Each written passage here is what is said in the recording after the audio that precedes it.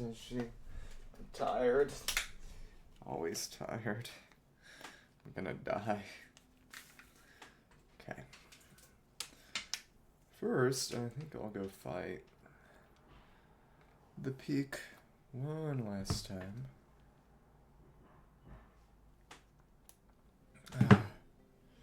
Let me see. I should also make some more furniture, probably. That's right, I can also go and pick up 3 runs of the artifact domain, and that is something to consider. Let me see. Gonna do...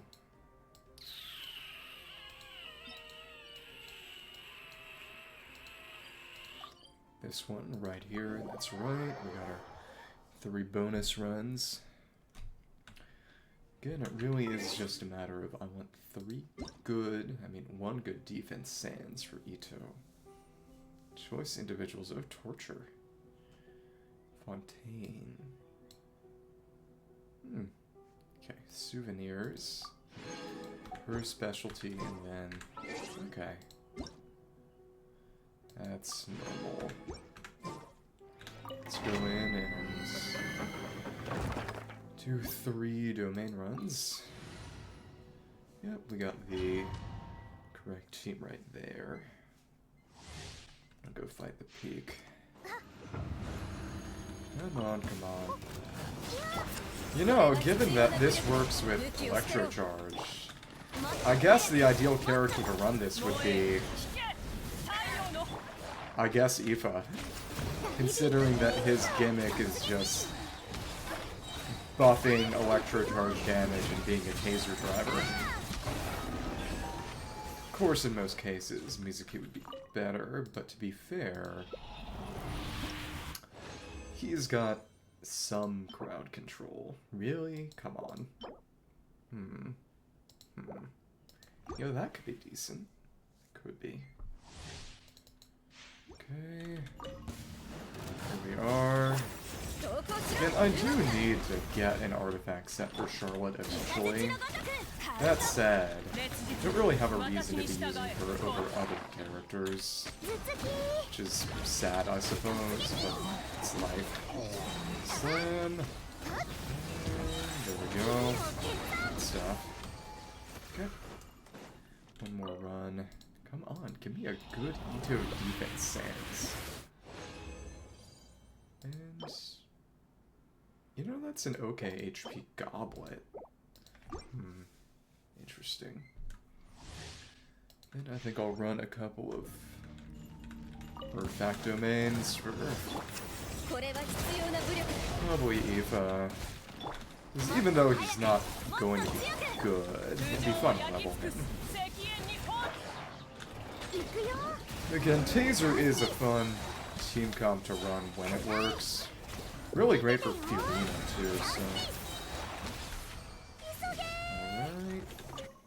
And come on, give me something good. And... yo. It's not great either. Okay.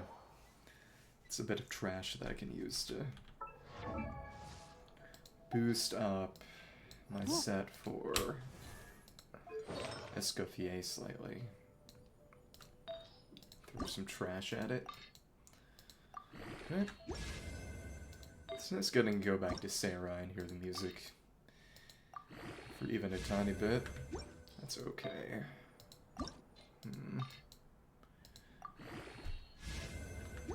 It's not too bad, considering that I'm fighting, say, Avatars of Lava. She will be getting some melts. It is still a little silly that EM has no effect on freeze. Like I've said before, the design of Mona's Constellation, and the fact that C1, and the fact that it doesn't work on freeze, and has never worked on freeze since launch, it's probably evidence that was originally intended to make... in terms of crit, she would get to 100 crit with Cryo-Resonance. She doesn't. She's not going to be holding Blizzard. She's going to be holding Deathmatch. So that... yeah. Let me think. It's been so long since I've actually really thought about resonances. Right, and...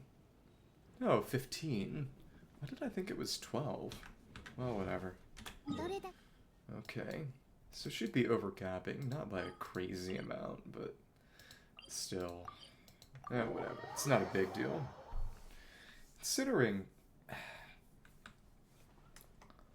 her burst is a decent enough hit, that guaranteed crit might not be the worst thing in the world. Okay. Come on. Get a couple. Then for Atocpan today, that's just gonna be sweep clockwise around here. Over around this way. Big slope in the middle is mostly not much. Oh yeah, I didn't even really think about it, but this road eventually leads to the artifact domain. Placement of this maybe kind of implies that this sunk into the water. Maybe. I don't know. Oh, whatever. It's... yeah, we can get a few conflict books from. That said, it's not like I'm gonna be able to get him to... oh, 999, because he uses the new boss mats, and I'm probably gonna want to save those for Skirk anyway.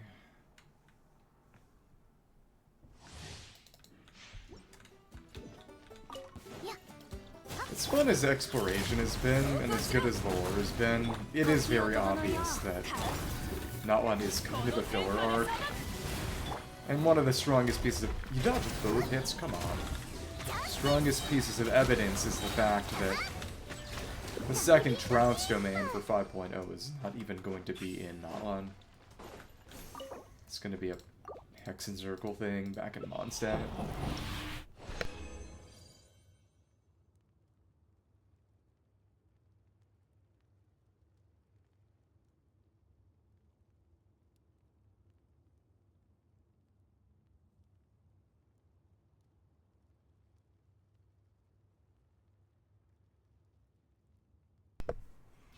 Okay. Keep on going. Let's do it again. You know, I've never really tried centering myself. No. It's gonna... no, it doesn't guarantee multi-hits. And that time both of them dodged, which is unpleasant. Okay. Come on, come on. And pretty decent. Okay. Do enjoy the domain. They really did a good job in terms of making it pretty farmable by most Nod-Krai characters in a similar kind of way that the Fontaine talent domain, by way of using the Breacher premises, allows you to make use of the Nemusia gimmick that pretty much every Fontaine character has. The one thing, though, is that, again, every Fontaine character... thank you for the follow, Smay... did I get that right? But as I was saying, I like the fact... and it kind of compensates for the fact that there's literally only been one... nice. Been one singular measly actual Pyro Nod-Krai character, and that's Mavica, that every Nod-Krai character was clearly intended to work with her in some way or the other. Hello, how are you doing? In that every Not-One character can at least use pyro reactions in their kit, except for Aoife, kinda. Because he does buff swirl damage, but he's very clearly intended to be used with Electrocharge. Again, I've said it before, but I find it very, very funny that after, you know, the whole Alhaitham and Kaveh not working together as the designated Yaoi of the region, they went out of their way to make Ororone and Aoife very well suited to work together in terms of kit. I'm doing fine. Having a good day. Happy Easter if you celebrate. And if you don't. Okay. Wait, did it fall down there? Okay, I don't think it fell down there. Okay. Either way, we should be able to fight the peak soon. Stuff. Check this out. And then, of course, Skirk is going to be something entirely different. The crazy thing is that we don't know what Skirk's icon is going to be, because I kind of wonder whether we might get Skirk having her own unique icon. As of right now, the only things I can really think of by way of comparison are the Traveler's icon, and then Aloy's, and internally this is called a Ranger. Because, as of right now, those are the only two sort of Outworlder characters we've got. Everyone else has had a nation to tie themselves to. Maybe they could give her the Ranger icon. Maybe they could give her the Traveler's icon, which would be even crazier. But it's even Tartaglia and Arla, who their region wasn't released yet. They used materials in terms of bosses, talents, etc. from already existing non-Cisnaya regions, and Kaz is kind of similar in that he uses leeway mats because he's a preview character. But Skirk is going to be an entirely different situation. It's going to be very interesting to see how they handle that. Because I assume she's going to use Not-One talent books. Well, probably. But in terms of everything else about her character design, it really remains to be seen. The main thing is that most, you know, shut your ears for 30 seconds if you don't like leaks, but Escoffier, who is meant to shill Cryo-Hydra only comps, is going to synergize with her because Skirk apparently also wants only Cryo and Hydra teammates in a sort of Niwu or Chevy kind of way. Which is going to be interesting, I suppose. Because one thing about it is that people say, oh, something, something, this means this is a team that uses freeze. But yes and no.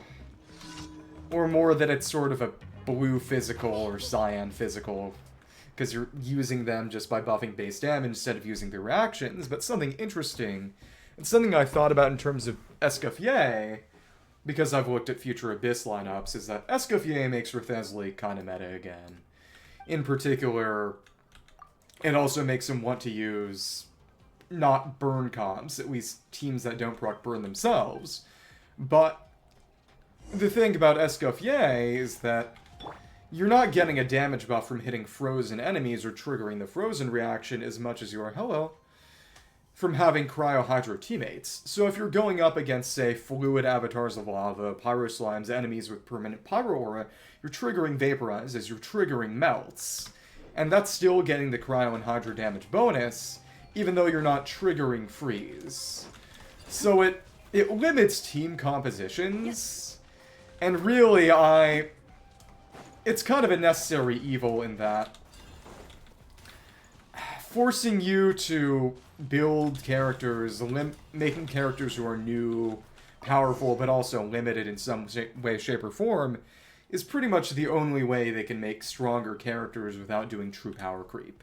And again, when they reran Arlecchino after Mavica, they specifically made sure to mention, hey, you know, maybe she's not as particularly quote-unquote strong in terms of pure numbers, but she's a lot more flexible in terms of team compositions.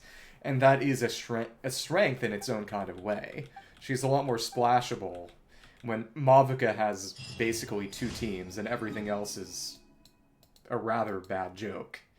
You can run Fiorina, Bennett, Shulinen, and Mavica, or he can run Shulinen, Bennett, Sitwali, and Mavica. And anything else is not going to work especially well. I actually have seen, but it takes a lot of skill to pull it off because you have to do really funky combos. And the enemy has to basically be staying still and just be a beatstick. But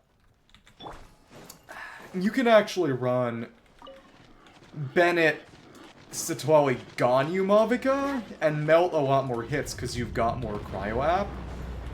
But unless you can reliably pull off a much more complicated and execution-heavy combo on Mavica, it isn't really worth it from what I've seen. I haven't tried it myself, and frankly, I'm not sure I really ever want to because it looks like pain and suffering. But I've seen video of Abyss runs, and in particular the current ongoing Unlimited Fighting Championship event, where people have run Ganyu, Mavica, Sitwali comps. And the damage has been pretty ridiculous, because if you can pull off the combo, which is just a bunch of really crazy and very precise dashes, because the thing about Mavica's dash when she's on her bike is that it is a hit that can apply pyro.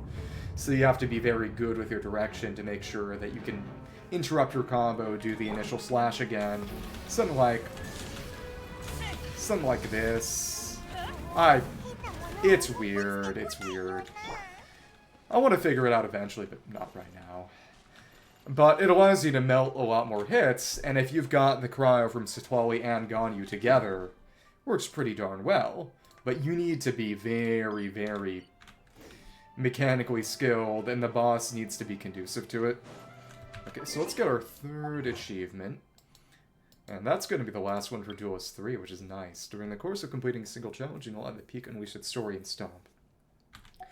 Really, I cannot imagine getting that. That's the one where you gotta break the 3 big Dracolites. I cannot even imagine what it would be like to get this without Varsa or Elysium. I enjoy the local legends, but I will be the first to admit that they are some of the most new character shilling type of things in the game, which is fine for me because I am a vertical investment individual focusing on getting new characters first and foremost. But say if you're like a guy I know and just said, I'm going to devote everything into getting Ayaka constellations and her weapon, well, suddenly when content doesn't work with Ayaka, well, good luck, have fun. I don't even have Ayaka. One of the 6 characters I still don't have. So now it's going to do its attack. Stay out of the way. That can be a bit finicky to dodge. Yep, there we are. And simply running through them with Varsa does it. Thank you. Let's get this rotation started. That's another.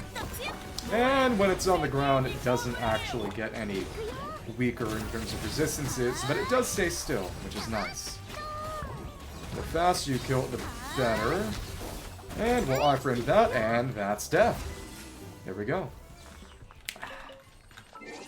So, I think we'll switch our name card to the new Duelist one. Yep, during the course of completing a single challenge, do not let the peak unleash its Saurian stomp. And achievement Tranquil Peace. If ever the day comes when all worldly conflicts can finally be put to rest, then even the gods of night themselves may drift off into peaceful slumber. I wonder if they intended it to be plural. Because as I know, there's really only one god of night, and that'd be Yoho-Tekatin.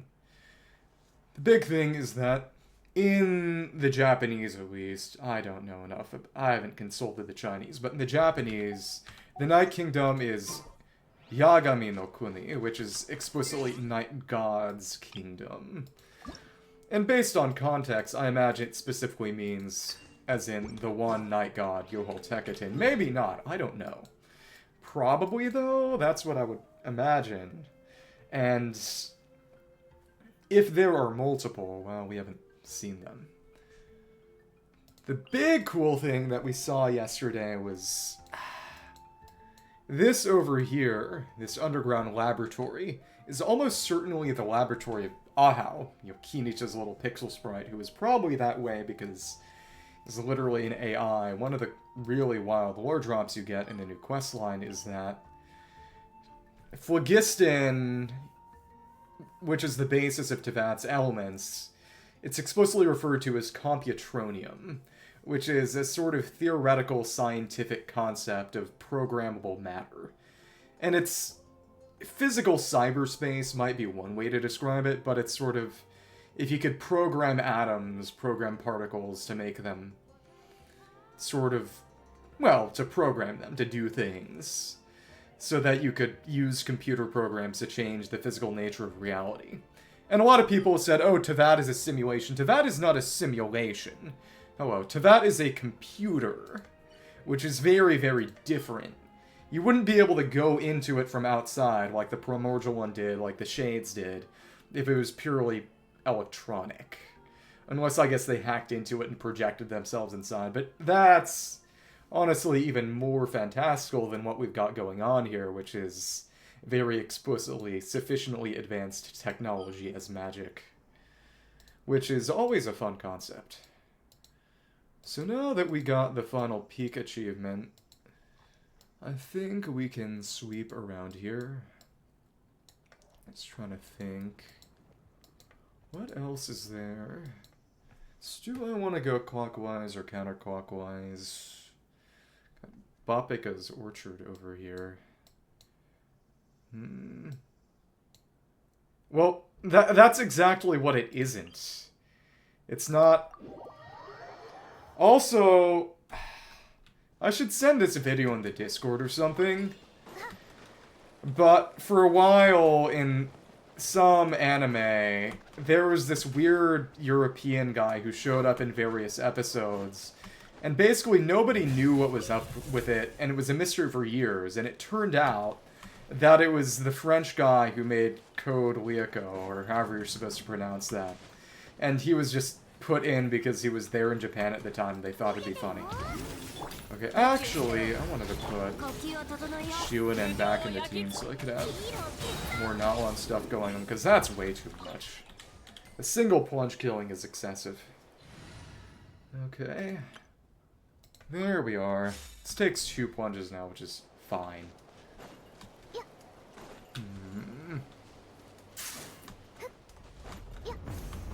Yeah, Code Lyoko is the one that looks like a video game, and it's French.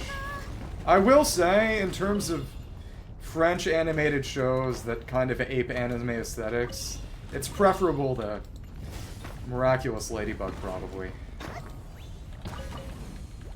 At least it isn't weirdly racist. Okay.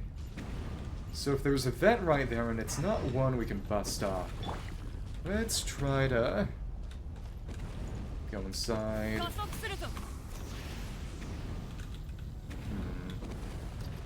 That didn't do much of anything. If I switched in Chaska, would anything of note happen? Probably not. Yeah, right, that's the big thing about it, just... They all have 5 heads. I love that phrase. 5 head. Because it's more than a 4 head. Yep, and that... Why is it even there? That doesn't do anything. I guess maybe it's one way to get to the other side. Yeah, why did the gaseous phlogiston vent cross the road? Okay. Again. The fact that it's French? Just kidding. You hate the French, right?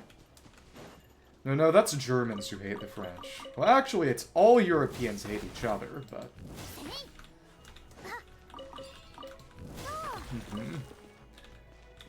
Because you're all arguing about it having the... about who has the best cheese.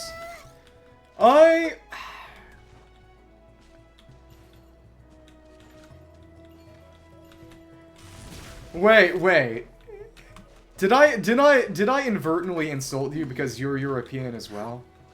I apologize. I need to understand that whenever anyone new shows up, odds are they're going to be European. Maybe Southeast Asian, but it seems like I'm a European magnet for some reason. I have nothing against the French. All I'm gonna say is, the one time I went to Europe, This was years ago, a couple. I got parasites, actually, because I drank some water in Siena that I probably shouldn't have. That is in Italy. And I missed pretty much the entire French leg of the trip, which is sad. Because the best thing about the trip was honestly the food, especially the cheese. Let's crush him. Goodbye. That was fun. Hello? Long time no see. Mr.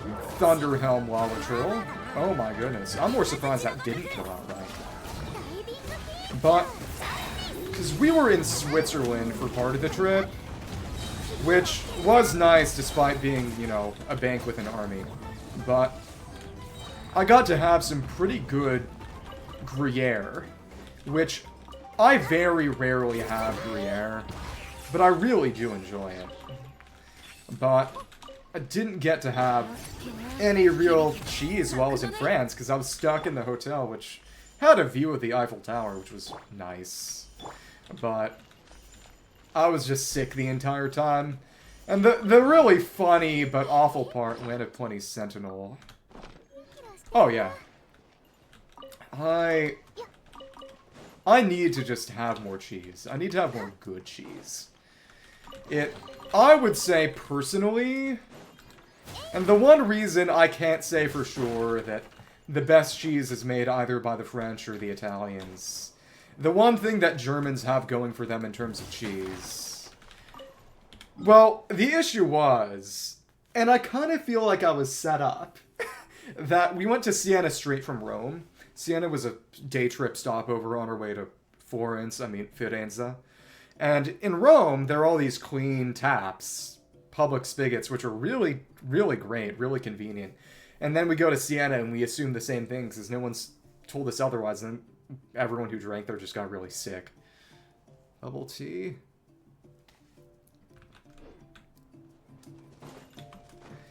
Well, you see, they're thinking back about the old days in which French was the language of diplomacy, and you could safely assume that anyone remotely sophisticated would know it. They were just... They thought you were some kind of cosmopolitan diplomat. Don't take it the wrong way. But, as I was saying, one of my favorite cheeses, maybe not my absolute favorite, because it does vary, is Cambazola, which is just blue brie. Honestly, how someone treats service personnel is always 100% a clue to how they are as a person. And it's something my dad's often discussed, basically. The biggest red flag in a person is if they were just rude to customer service. But Cambazola, which is made by a German company called Champignon, which I suppose means they're basically, it should be treated as an honorary French cheese. They're Frenchaboos. But it's blue brie, really, really tasty. It's been a while since I last had it, because it's an import and pretty expensive to begin with, but it's so tasty. This is my cheesesteak. I'll die on this hill. You can get angry at me. But the best cheeses are either hard cheeses or semi-soft cheese. I mean, hard cheeses or soft cheeses. I'm probably biased because most crappy American cheeses are semi-soft. But very rarely do I enjoy a semi-soft cheese. It feels like a stupid compromise. Like how in America, people end up going to Applebee's not because anyone likes it, but because it's the thing that people collectively dislike the least. It's just an inoffensive nothing. That's what semi-soft cheeses are to me. You can't make up your mind about whether you wanted to be a hard cheese or a soft cheese, so you chose a middle ground that satisfies nobody. Yeah, blue cheese is good, but it's not an omelet food.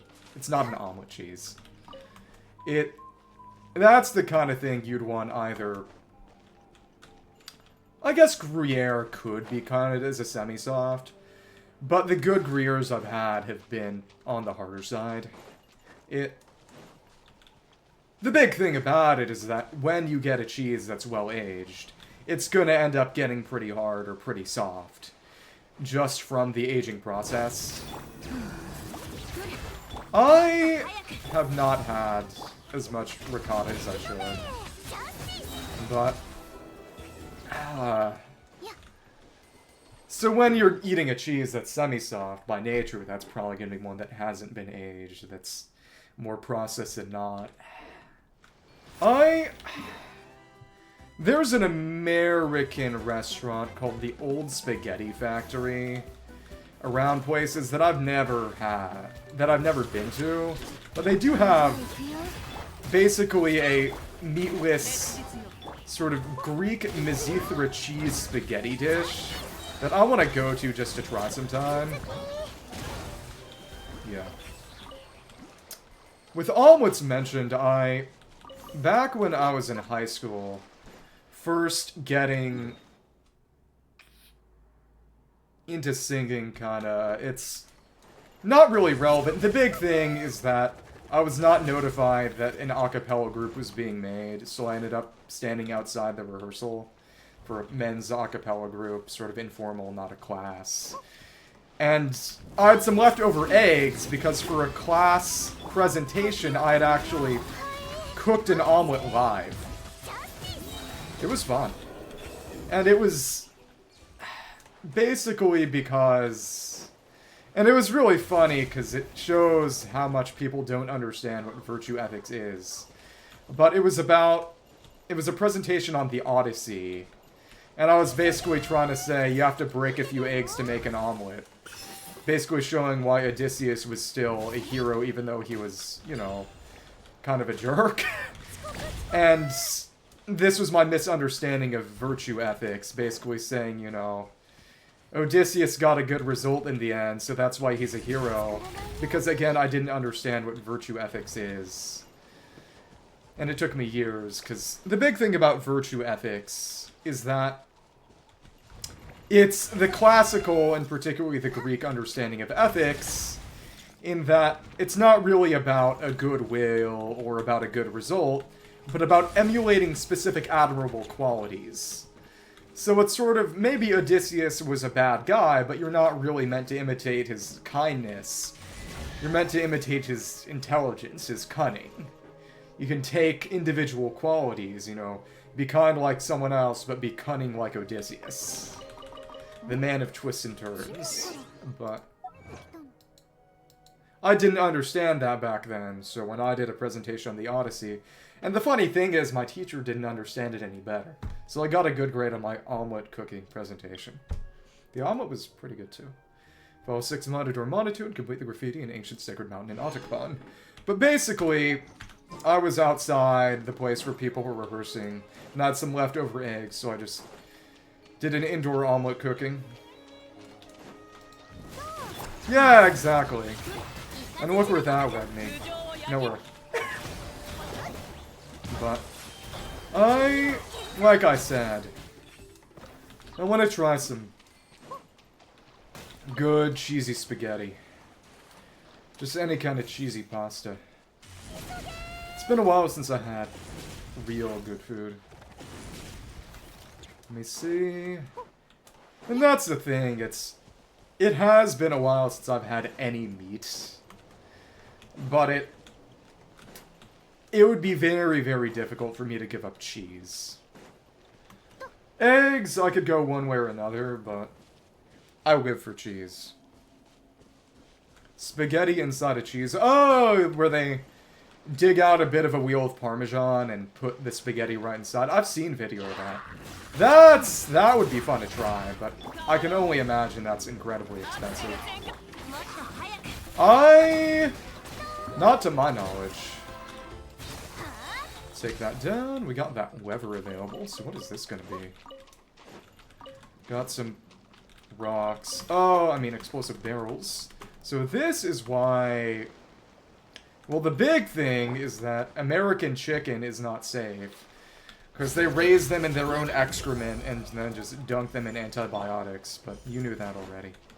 We don't have any range on this team. I guess we'll put in Chaska just to shoot those barrels. Let me see. Hello, Chosker. You know, she may not be my favorite character in Nod-Krai, but she's silly sometimes, and she was raised by birds, so she's okay. Come on. I'm happy for you. Oh, more! Oh, it's time to fight. Stone-Hot Lalatril, Stone-Sealed Lalatril, and... Well, our team is slightly less prepared for a real fight than I might like it to be. We actually dodged that, I'm proud. But we can break this down pretty easily. That said, of course... Wait, what?! What just exploded? Okay, I can only imagine, and I wasn't paying attention. That big UFO tractor beam secret source thing brought over a bomb when I wasn't looking and killed a number of things. Well, we're gonna eat the delicious fatty and revive our own. Maybe I shouldn't finish this joke. Okay. Here we go. Maybe I wasn't paying attention, and maybe someone died in the process. But we did get the treasure, and that's the important thing. Yeah. Again, right down under here, this is Aha's lab. Probably. Yeah, exactly. You know, Dexter's laboratory, Aha's laboratory, something like that. A win is a win. Even if Varsa died. Yeah, roast beef. Let's just crush this. And got that lever. So I imagine... Is that gonna stop it from going, or... Okay, it's a timing thing. Then that just takes it from the one up top. There we are. Fine. Let's pick that up. There's nothing nearby, and... Oh! Now that the puzzle's done, it outright disappeared. I was gonna say we could wait for the burst to heal Varsa up. But I think I'm just gonna feed her. Eat up, it's your lucky day. Delicious fine tea, full moon. This... It's not like it hasn't been done before, I imagine. And I don't think I'd be good as it as the people who actually cook for a living, or at least an entertainment gimmick, but... Cooking recipes from the game would be a fun thing to do for a hand cam, maybe. It's either that or a Beyblade hand cam. But first I need to find them. Because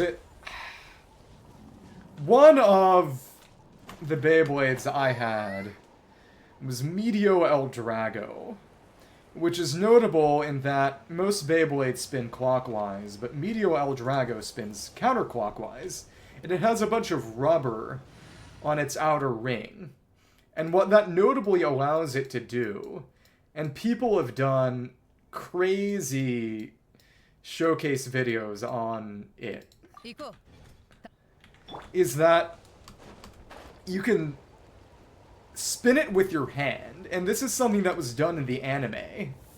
You can spin it with your hand in, of course, the correct, quote-unquote, correct counterclockwise direction, send out other Beyblades against it, spinning to the right, and it will literally absorb the spin of other Beyblades through the power of just physics and speed itself up.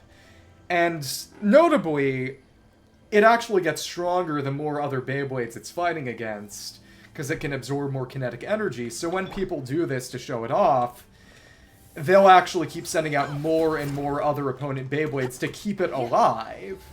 Because the more enemies it's fighting, the stronger it gets.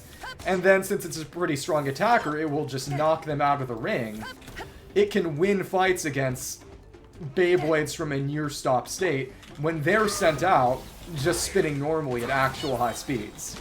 It's downright ridiculous. And that would be something to try. That would be something cool to try to do an El Drago spin challenge. The hand spin. Be crazy. Every day you make up a new name. You really are Paimon. But I need to try more good, real, authentic Chinese food. The most and best I ever really had was... Wait, so... Is it down there or over... Where's it pointing? Oh, it's pointing at that Matador Mana, too. I never said it was a bad thing. I'm gonna plead the same thing you do. I was never insulting. I was simply commenting. Objective comment on the situation. Oh, come on. Go for you, and I did actually give her a new weapon recently. I crafted a chain breaker, which is the not one craftable bow, so that she could stop competing for... Oh, Sign of the Blazing Sun with Tinari and Song of Stillness with Eleni. That's what you sound like. Oh, no, it's sending rocks down at me. Thanks, you absolute lunatic. I'll kill you. Well, we can't kill these things, but we can get them permanently trapped in graffiti, so deserved. Oh, it keeps going up. Right, because you like to eat and... Wait, so where'd it go? That is an Oculus. You know, this one actually led us to treasure. That's fun. But, is it just gone? No, seriously. Interesting. It certainly seems like it just outright vanished. Huh. Let me see. If I leapt up and over that retaining wall, would anything happen? That is profoundly strange. If I were to just leap off and... No, it's nothing. It seems like it completely disappeared. Well, given that phlogiston and graffiti can create things, maybe it just turned into that platform. Those sort of coagulations of phlogiston? Maybe. Oh, right, I never picked this one up. Oh, that didn't work. Okay. There we go. It's slow for a jump, but that's probably better in terms of the arc. And yeah, there's only one more Oculus in this version for me to get. Interesting. Again, there is, hilariously enough, a non-zero possibility that we don't actually get Mare Jivari this patch cycle, and that as a result, the Tablet of Tona is not completable, the statue not completable this patch cycle. Again, it's going to be interesting to see what they do as an Oculi equivalent or a Statue of the Seven equivalent for Nod-Krai. Even though it is in its own way kind of a stall arc, given the fact that it is technically part of Snezhnaya, I think it was a good idea, because Snezhnaya is the entire northern third of the map. And to either rush it out or just make it sparse on purpose would be lame. Yes, yes. Leaks are 100% allowed in here. Mare Jivari is probably 5.7, but we don't have explicit confirmation yet. Despite all the Skirk leaks, we still don't technically have confirmation that there will be... that Skirk is going to be in 5.7 specifically, not until we actually get beta, or at least get drip, which, to be fair, comes after beta now, because Hoyo has to raise Chaska sales. I love that meme, by the way, and just... anytime... with the new delayed drip, so that, of course, they don't show the new character before banner comes out, and most regions, especially Japan, don't actually look at leaks at all. Yes! It is a Hexen Circle boss, though, which... you know, something... they say that two legends cannot coexist, but unfortunately, in this case, I guess they can.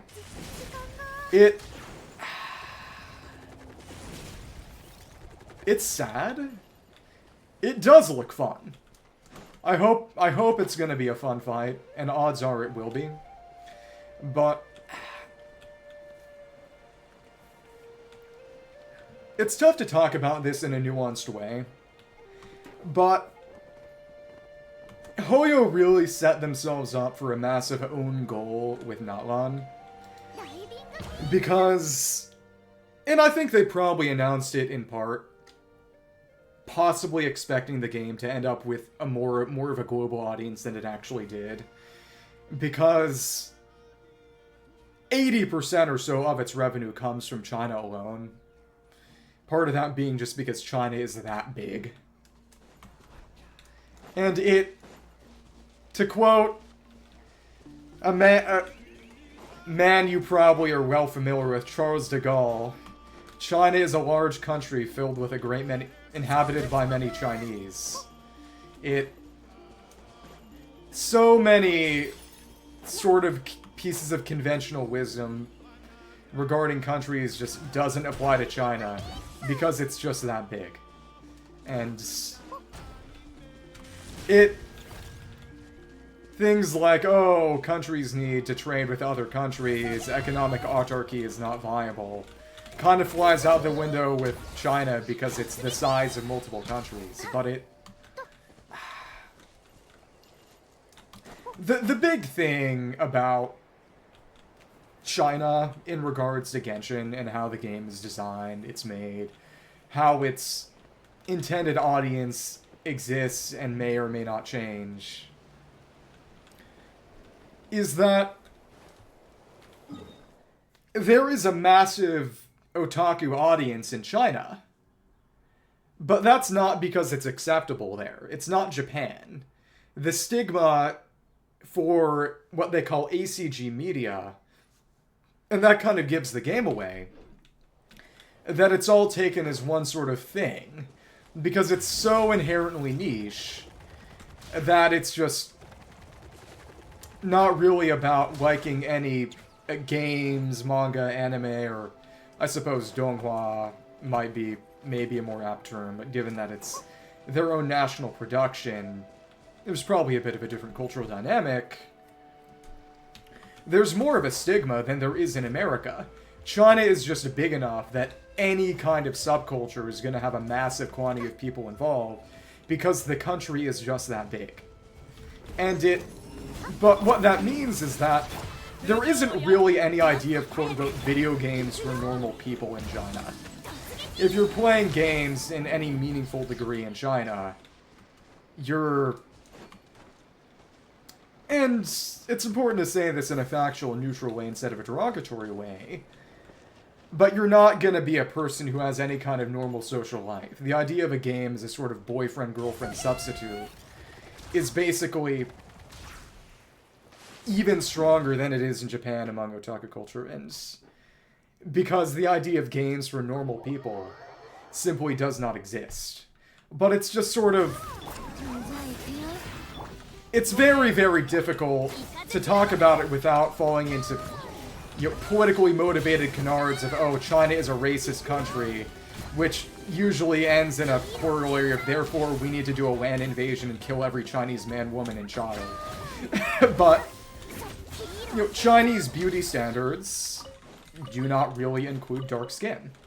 And they announced Notlan, and I think, again, they might have expected maybe a more global audience than they ended up getting. It's no coincidence that Kaya, who came in the game on launch, and Jinyan, who came a patch in, are still... Well, until Yansan, and let me do a comparison real quick. Actually, slightly less, actually, but that until Yansan came out, and she is an outlier, they were by far the darkest skin tone characters of any in the game. And again, it's... If you say, oh, this is because China is a racist country, it's a gross oversimplification, and again, it lends itself to political aspersions that I would rather not entertain, but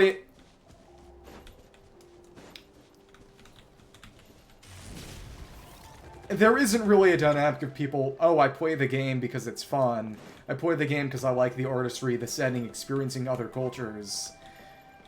And again, the other thing about China is that, due to population dynamics, things are incredibly skewed. And there are quite literally, okay, if we steal these records, is she gonna get angry at us? There are a significant portion of men in China who, you know, I guess unless they turn gay, will literally never be able to find a wife because there literally aren't enough women.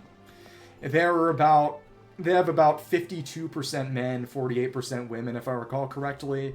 It just mathematically doesn't add up, and that's part of why you get the pressure for games to be sort of a relationship substitute.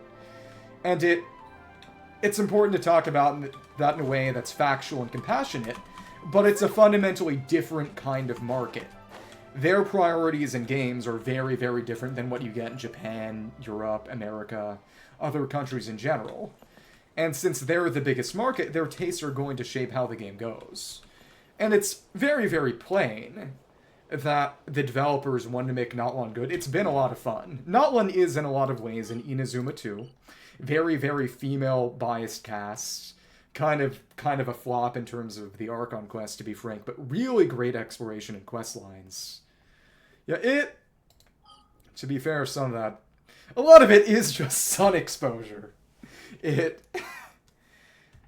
I mean, personally, you know, I'm half and half. I'm half Japanese, half Euro. Not Anglo, just Euro. But by ethnicity, I'm kind of remiss to call myself Asian as someone who doesn't really speak the language, didn't really grow up in the cultural context, but... And to be fair, I individually burn really easily. My sister can tan well. My mother is very tan. My grandfather on my mom's side is swarthy outright. You know, she's from Hawaii, actually. There's a very, very big ethnically Asian population in Hawaii. About Capitano, I think it's about a half and half. It's a coin flip. And I've talked about this before, in the context of, again, the fact that the demographic and target audience calculation in China is just so fundamentally different. Sort of people thinking, do they really think that random cryo chef girl that is Escoffier with no build-up is going to sell more than Capitano? To which I say, honestly, maybe. I think it's kind of a toss-up whether that's true. Because people have talked about, okay, why don't we really get a lot of cool playable male characters in this game?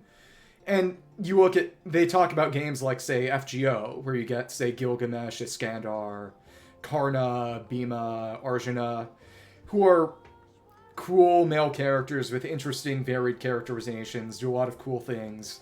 And the male player base doesn't really complain in the same kind of way. And one of those is just that in Japan... In China, the reason you've got a big otaku audience is because China's big. It's heavily stigmatized, but the country's big enough that any culture, no matter how stigmatized, is going to have a lot of people there because the country's just that big. And China is a large country inhabited by a great many Chinese. Charles de Gaulle. But in Japan, it's their cultural output. A lot of them are shamelessly nerds. Or at the very least, it's their cultural output. Consuming it is normal enough that partaking it doesn't really make you a weird nerd. So it's got a bit more of a frankly normie audience. And also just, say, in Genshin, the protagonist, the Traveler, is a combat protagonist. In FGO, the playable character is a master. They summon people to fight for them. They don't fight. In any case, really. And I kind of wish I could tan better. I've embraced being pale and vampiric. But, you know... It's accommodation of circumstances. But FGO has a non-combat protagonist. When a male character does something interesting, cool, has a fun action scene, they're not really stealing the male protagonist's limelight. But in Genshin, say, you know, imagine if Capitano were to be in the final fight with us and Mavica, there would be a lot of people feeling, and, you know, you can call them a loser, I guess. Again, I think that kind of misses a lot of the point and is unnecessarily harsh, I suppose. Especially since the thing about games especially is that you can't really scold someone into enjoying something they don't like. If people don't enjoy things, they just won't get involved. But a lot of people, for better or worse, would kind of feel like they were taking up, that Capitano would have been stealing their limelight. People have joked that they killed off Capitano because he was too cool and badass, and would have made Ether look like a bitch. And there's probably some truth in that. I might not like that, but that's the world we live in. You know, I can, and I'm not going to, because that's not my perspective, that's not what I care to do, but you can scold, you can complain, you can say you should like other thing better than what you do, but you can't really scold people into liking something they don't. For better or worse. That's just the way things are. I want Capitano to be playable. In particular, Capitano has a very Dark Souls design. In particular, and to be fair, part of this was due to old theories which have been since debunked that he was a Rundalin or otherwise tied to the Knights of Favonius. I still think it would have been cool if he was Varka in disguise. But he has a design very similar to the Fume Knight from Dark Souls 2, who's a very, very cool boss. One of my favorites. And also just the Fume Knight fights with a longsword in one hand and a greatsword in the other, which is the fighting style explicitly stated to be used by Arundel, one of the lore-only Knights of Favonius guys. So I thought, okay, Capitano's gonna have greatsword in one hand, longsword in the other fighting style, kind of like an upgraded Alhaitham sword and dagger style. And then, of course, that didn't happen, but he is a fundamentally different kind of design. He's a character we haven't gotten yet. But at the very same time, there's a significant contingent of people who it would be a little crass and maybe a little incorrect to say, oh yeah, you know, the Chinese audience is composed entirely of guys who will refuse to roll for male characters on principle, but open their wallets in C6, R5, literally anything with boobs. But there is some truth in that. And as long as I don't want to cast moral aspersions on that kind of preference. For various reasons, including, honestly, my target audience as a streamer, and of course my own personal preferences, that's not how I roll. I mean, I roll for everyone C0. That's how I roll. But it is difficult for me to insult other people's preferences, especially when they're coming from a very different cultural context than anything I've ever experienced. Well, the thing about the Nahida Skara thing is that more information came out, and it was stupid, but nobody actually killed a cat. And apparently some of the dead cat pics might have actually come from the other side, either as retaliation or as an outright false flag. You know, in the end,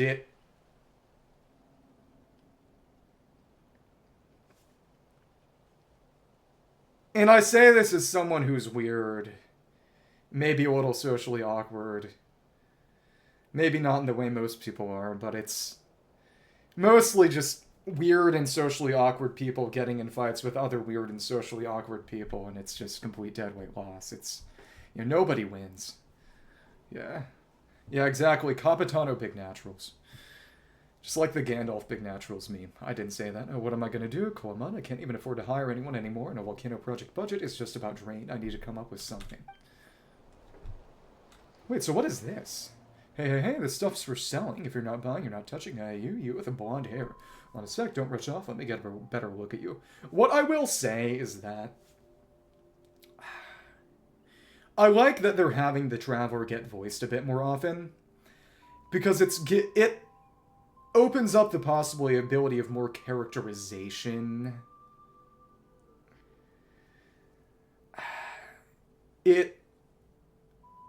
Especially given that, at least for Japanese Lamine, they got Yuki Ale to voice Lamine, who's a pretty big shot voice actress who voices, among other things, Eevee in Let's Go Pikachu and Eevee. But the fact that Lamine barely gets any new voice lines, it's out of Abyssal and Dainsleif quests. At least until, again, they started having the traveler actually have a few more voice lines. And really...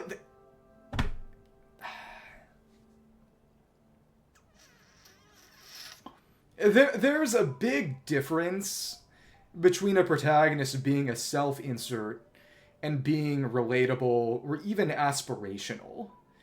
Because...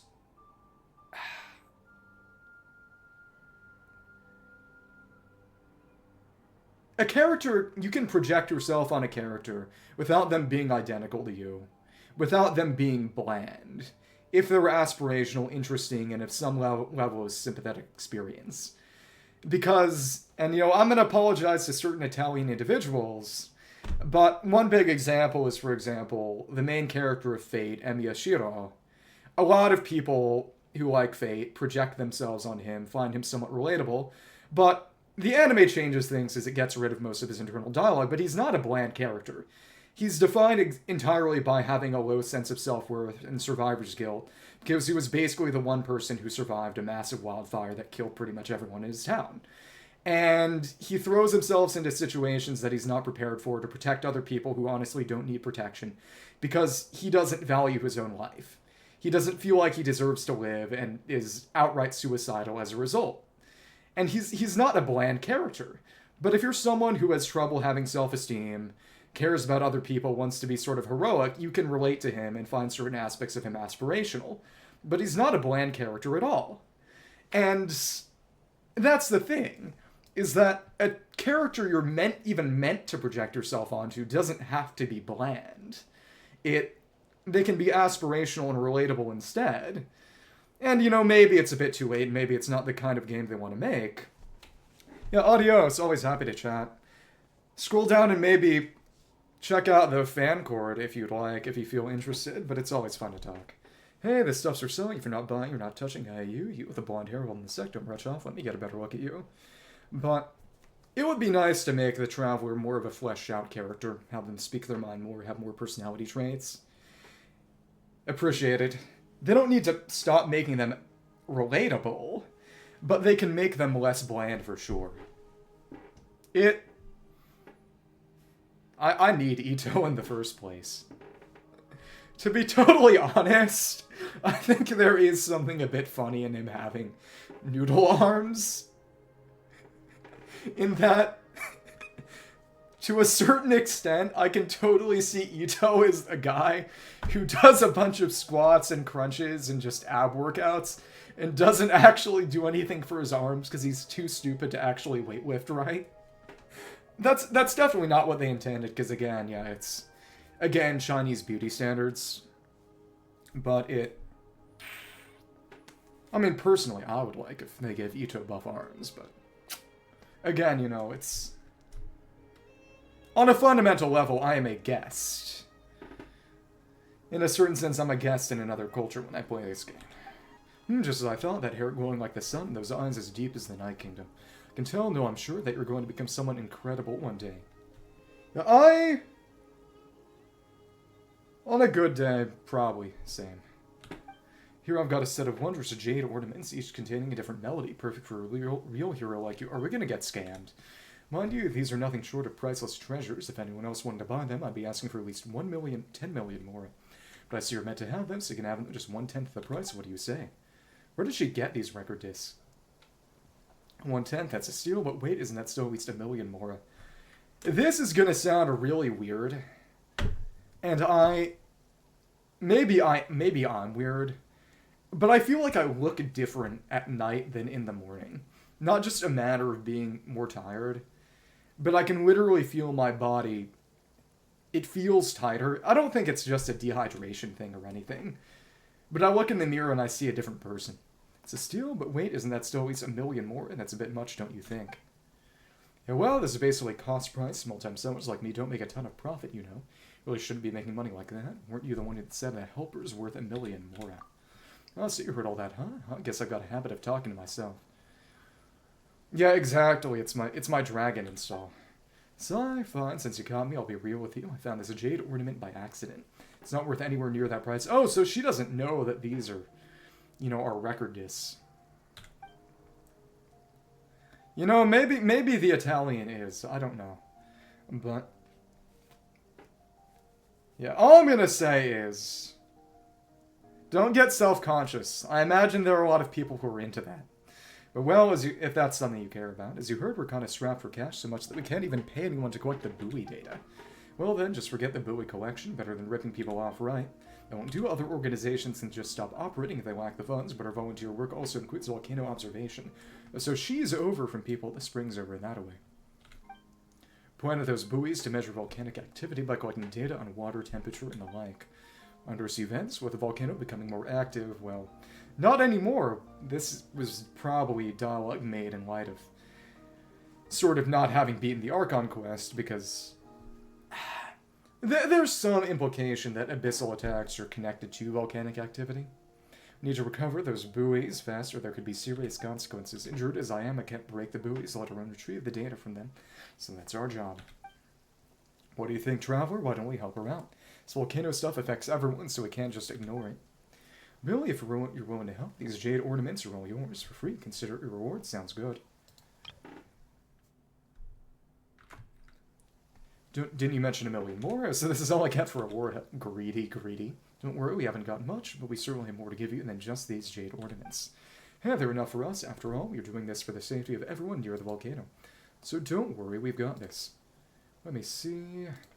need a moment to prepare. Oh, another little challenge. I'm good to go anytime. Again, I like that they've got other sort of Tatanka sort challenges that aren't the Warriors challenges to compensate the fact that they can only have 3 per tribe. Yeah. You should... some years ago, there was this infamous guy on the internet named Ziz, who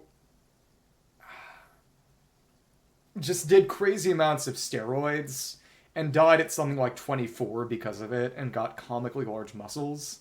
The real crazy thing is synthol, which is oil you just inject to make your muscles look bigger. And the crazy thing is that can make them pop. It's awful. The great buoy retrieval. Okay. And it... you know, don't look it up, because it looks disgusting. But it will literally... your arm can pop. It's ridiculous. But... it's that Italian muscle. Let's crush that. Oh, so we're breaking target rings. Oh, these aren't buoys, these are target rings. What even... silly. Oh, wait! Okay, just running breaks the targets. That's great. Oh, but... oh, no. That's not good. Oh, there we are. For free. It's got more Phlogiston. Yeah, but this is basically a Tatanka challenge in all but name. I like it. The one thing is that these ones, unlike the Warriors challenges, aren't repeatable. Hand over all the buoy data you collected to Kolamana. Okay, I don't mean pop as in stick out, I mean literally rupture. Like a burst of balloon. It is scary. Phew, what a relief. Looks like the volcano situation isn't as bad as we thought. Guess we can sleep easy tonight. It's all thanks to you, of course. If you hadn't stepped in and helped us without holding grudges, things wouldn't have gone so smoothly. Please take this as a token of my gratitude and as an apology to Boo. Yeah, don't rip me off again. Yeah, well, since you put it that way, we graciously accept. What do you plan to do next? I am fine with my height as is. Being taller would be nice, so would being shorter. With famines coming soon, being small means you need less food, so... it's probably advantageous. Also means you don't have to worry about low-hanging branches. Still got some cargo stocked up. Normal operations should put our finances back on track. Of course, we're not in an emergency situation this time, so we'll be doing honest business, don't you worry. Okay. Let's pick all that up. Got a few record discs, and you're dancing! Hello. 1020, sold a bunch of stuff, so our finances should be healthy for now. Not gonna try and make a bit more. Nope, I'm calling it quits for now. If you hadn't been so understanding and helped me out, I'd have gotten myself into trouble over those couple jade bits for sure. Besides, constantly chasing money is boring. It's just a hobby for me. Observing the volcano is what really matters. You can always make more money, but if an eruption warning doesn't get sent out on our account, that would be a huge loss. Then you get funding from the speaker's chamber. The real trick is just getting really good at jumping. We didn't apply for any with all the stuff they already have to deal with on the daily. I doubt they need the extra stress. Stress? The gang and I are a different story. We're used to funding our own travels by picking up odd jobs as we go. It's become a lifestyle, you know? As such, monitoring the volcano while we travel isn't a big deal. Just like how you often help people in need, it just comes naturally. Alright then, see you around. Take care, huh? May we meet again. I'm not going to comment. I'm not going to get myself into trouble like that. Ancient Mountain Pass, Southern Waters, are one of the fishing points registered with the Nod Fishing Association. It is to the south of the ancient mountain path and contains a wide variety of fish. Let me see. All the fishing spots, and in Notlan fishing spots. Shkanatlan, Amayoko, and Tozos. I've gone through most of these. Batonko and Skyfire Circlet, Western Waters, and... Wow, this one actually isn't documented on the wiki. It's crazy. Somebody wasn't paying attention. Okay. Oh, goodness. You see, this is when you have to start learning how to make your own shoes. You should develop cobbling skills. And just one Medaka. We gotta make more with this bait. Let me see.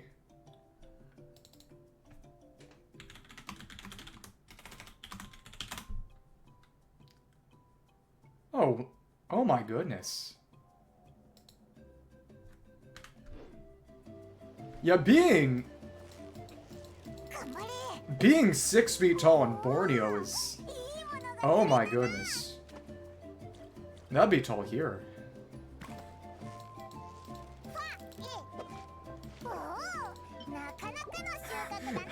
When people get you angry, do you just pick them up and whip them? I'm serious.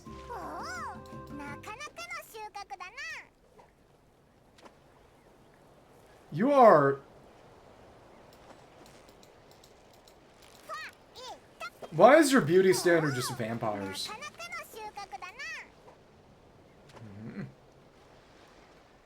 Let's do this. Understandable.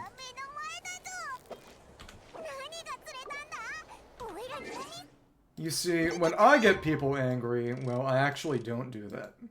Or I make sure to be half a planet away, and that they're Italian. Oh my goodness. That's wild.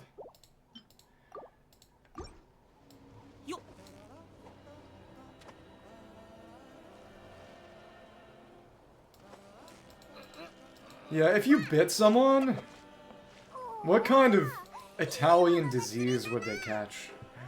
Would it become a zombie bite kind of thing where they just gradually turn Sicilian?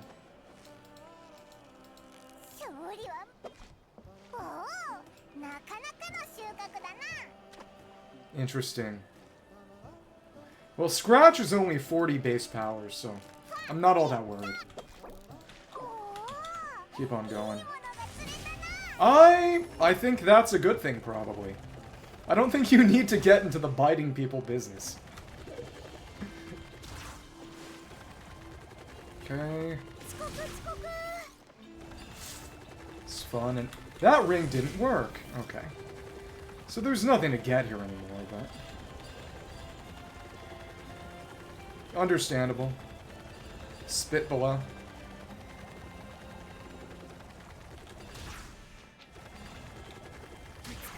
There you go. Spit pants. I don't even know what I'm saying anymore. Let's keep on going, and... Let me see. That ball doesn't do anything.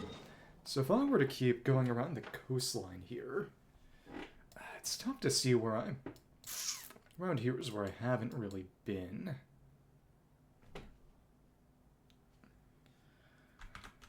Do they ever ask you to pick them up?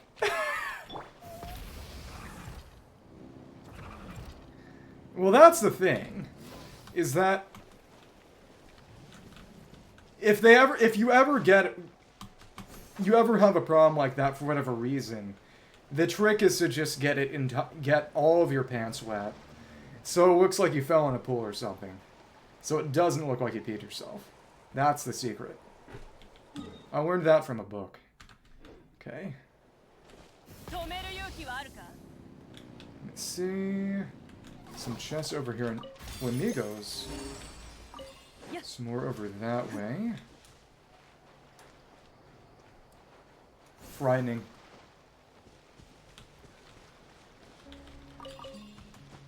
Like I've said before. Oh, you know what? Let's go ahead and try this again. This is the Shield local legend. And... wait, is that going to be every last Oculus? I think that might be. Guess there just weren't that many in Sacred Mountain. We're going to put together a Shields-only team to reflect stuff. This is going to be... you... Guess we can level Layla a little bit, honestly. Beidou and Noelle. Yeah, good. Let's make this happen. So everyone's got their weapons for this purpose. Beidou should borrow Fav Greatsword, which I actually had on Kaveh. That said, Kaveh is kind of useless without Yulu. It's sad, really. Let me pick up... this looks kind of suspicious. No, it's just in here. Okay. So I suppose that means I can just toss them all into the statue now. That's exciting. But this is the local legend that functions entirely by just reflecting things with shields. Interesting. It's always fun how they have individual taboos, kind of like how if you do the whole holding your elbow thing to Italians, it's really, really offensive to the point that they had to take that out when Bowser did that in Mario Kart. Okay. Come on, Reggie. Okay. There we are. And it's one. Oh, we didn't get point blank all that well. It's another. And one more shield. There we are. Keep ourselves still. Oh, this is trouble in terms of proc and stab. Lame. That worked. So the shield's gonna be ready. Come on. There we are. So all we gotta do now is wait for you to put the fans out again. Cool. And all of these shields are doing a great job. Please, for the love of all that is good and holy, do your fan attack again. Go ahead. But she has so much HP that hitting her normally just doesn't work at all.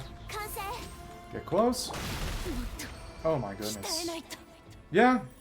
Yeah. But you have to get right up against her. Okay, cool. That was fun. You know, maybe you should. Because that way they could get a cool robot hand replacement. And become superhuman.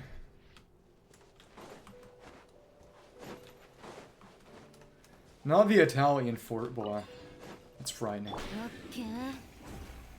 Come on. Nothing in here. Get up top. No, that's got a bit more pulverite, but other than that, not quite sure. Couple of you. A few more out there first. No, this actually... this is the one we locked onto initially, so let's do that now. 1, 2, 3, 4. And... try to stay pretty still, but the overlords are throwing everyone around. One more. There we go. Didn't even need the plunge, just the charge. How exciting. There we go. You. Next one is right behind us. Art of Transport. Fun. Nothing up here. So if we go around the side... Wonder if there's anything on top of that pillar. Probably not. Interesting. A lot of people do get offended by spitting. It... Really, anywhere except for, honestly, the Middle East.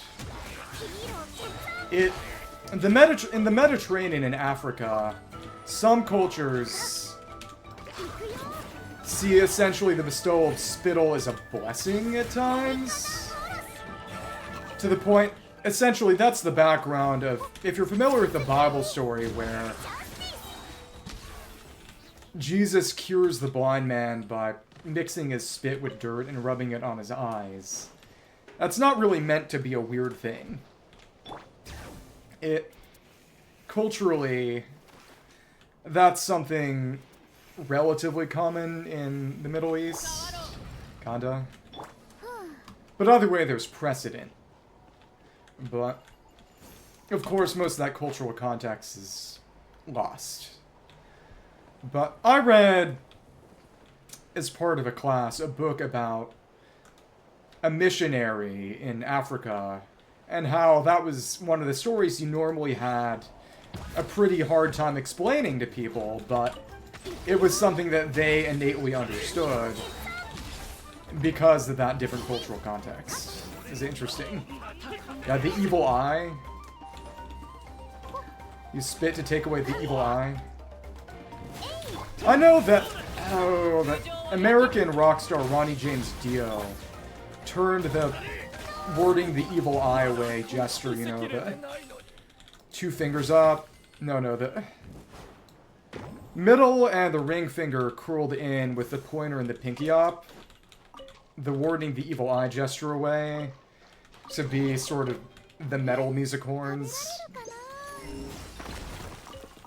And of course, you know, very uptight people thought those were devil horns, which that's at least not what it was supposed to be. Took me longer than I'd like to admit to realize that these are just inverse electrocrystals and that you can break them with any electro because you're proccing overload on them. A Neapolitan horn? Is that a gesture, or do people from Naples just have horns? I'm willing to believe anything at this point. Go up here. And what is this rock going to be? Some of these. And if I were to break this... Now that's rolling. Where's that going? That didn't really seem to do anything.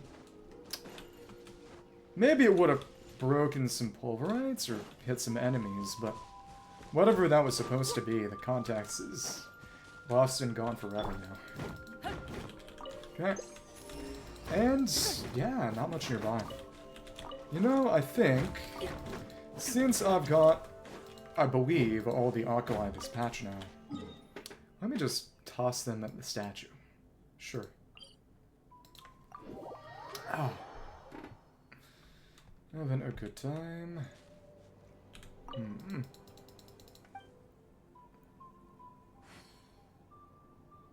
Wait. So what is it? Is it a gesture? Let's offer them all. There we go. Well, I also know that cornetto is a kind of ice cream they have in Britain, so there you go. England mentioned. Now there's Shrine of Depsky. Okay. And do you just put your hands on the side of your head and do the little bullhorns or something? Cornetto is the name of an ice cream brand in Britain. That's what I said. And, okay, we got that. Bolivia. Yeah, it's... I've actually never had it. The only reason I know it exists is because of the movie Shaun of the Dead, which is... The director... 3 of his works are described as a quote-unquote trilogy, even though they have no relationship. Because each of them mentions Cornetto ice cream at some point in the movie, and people think that's enough of a connection. I'll never understand the British. But Shaun of the Dead was a great movie that yeah?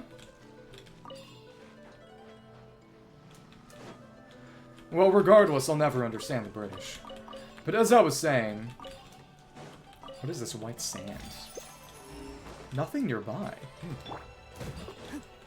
Phlogiston turtle. Infinite phlogiston turtle? Come on, get out of your shell. Maybe it's only a one-time thing. Let me see.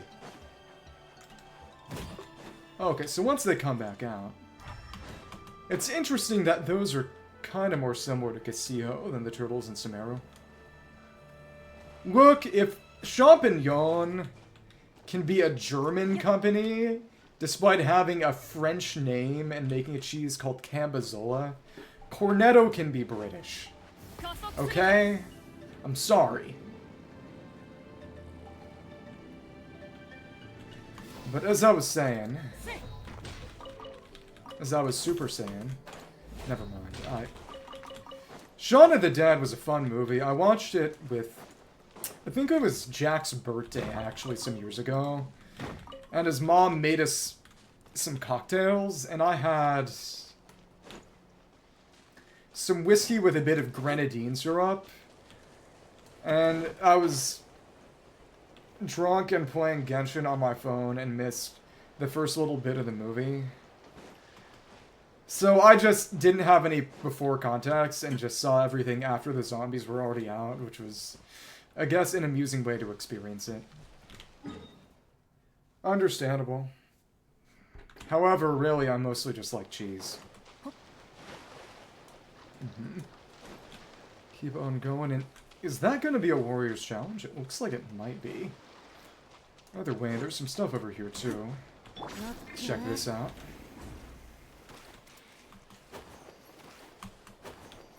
Yeah, we don't even have it in America, but I know about it because of Shaun of the Dead. Yeah, I should watch it sometime again. Now that I... Yeah, exactly. I don't even drink anymore, so... I wouldn't have to worry. I might get distracted by playing this game, though. Unfortunately. We have those in America. For better or worse. Come on. Really, the famous American ice cream is probably Ben & Jerry's. Many, many long years ago, when I was too young to really remember, we actually went to the Ben & Jerry's factory in Vermont. I was in Burlington, which is the city in Vermont that they're from, some years ago, about 6 years ago, and went to the shop that they had there. Which is pretty nice, too. Yeah, the Cherry Garcia is a really nice flavor. Wait, that wasn't all of them. Am I stupid? Well, yeah, but... whatever. It's not 38. Maybe it's 48. And there are 10 more or something. Well, whatever. The measure of how many oculi there are is just gonna be... when the statue's maxed out and I have one left over. Thank you. Let's do this. And 2. And you're probably gonna go for your... No, actually meant to take you down before you put up your barrier. Nice. Yeah. Another somewhat prestige, I suppose, ice cream brand that we have is... And how are you supposed to get up here? Imagine there's going to be a Spirit Way with that Spirit Way switch over there. Yeah. Chocolate and fruit is probably the best ice cream flavor combination. I am pretty partial. So how am I going to activate that? It's funky. Just mark that. Got you. Hello there. And there we are. 1, 2. And Totsugeki. Every time I hear her say Totsugeki, I think of Mei from Guilty Gear, who says the same thing. When she does her big dolphin attack. Oh, interesting. So Durian? I'll be honest. Calories are not the enemy. Calories are not the enemy. Wait. Is there gonna be graffiti over here, or... So what am I supposed to do to get this thing actually activated? Maybe it's that Fatui camp. Okay. That is really weird. Maybe you have to be a Kaholosaur? No. The most exotic quote-unquote ice cream flavor I had was... The last time I was in Hawaii to visit family some years ago, I had some ube ice cream, which is... It's very vivid purple. Really tasty, too. It's a very, very unique flavor.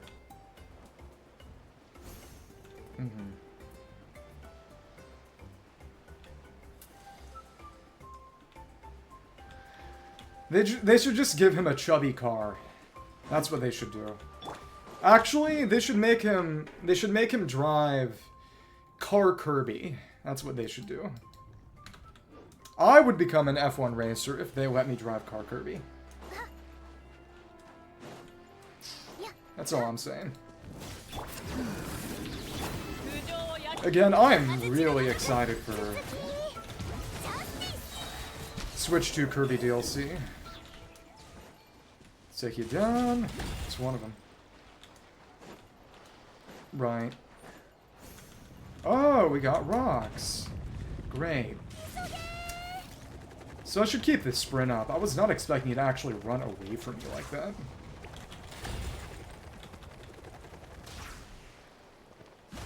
Oh, is this gonna activate that? It's a good chance. Interesting. Come on. Got our rings for more Phlogiston. Where are you headed, clown? There we go. Bit of Phlogiston from that. My sister is a big peanut butter person. So that does activate it. Nice. That's fun. Okay. Boom. We even got a precious chest. So this, it's a spear away. Where's this gonna take me? This takes me where? I like peanut butter as well. To be fair, the thing about American peanut butter is that it's, like everything Americans make, way too sugary. I imagine your peanut butter is probably different. So that's just to get the Oculus. Okay, reasonable. So I know that one of the Fatui camps has some interesting lore, if I recall correctly. I'm not sure if it's going to be this one.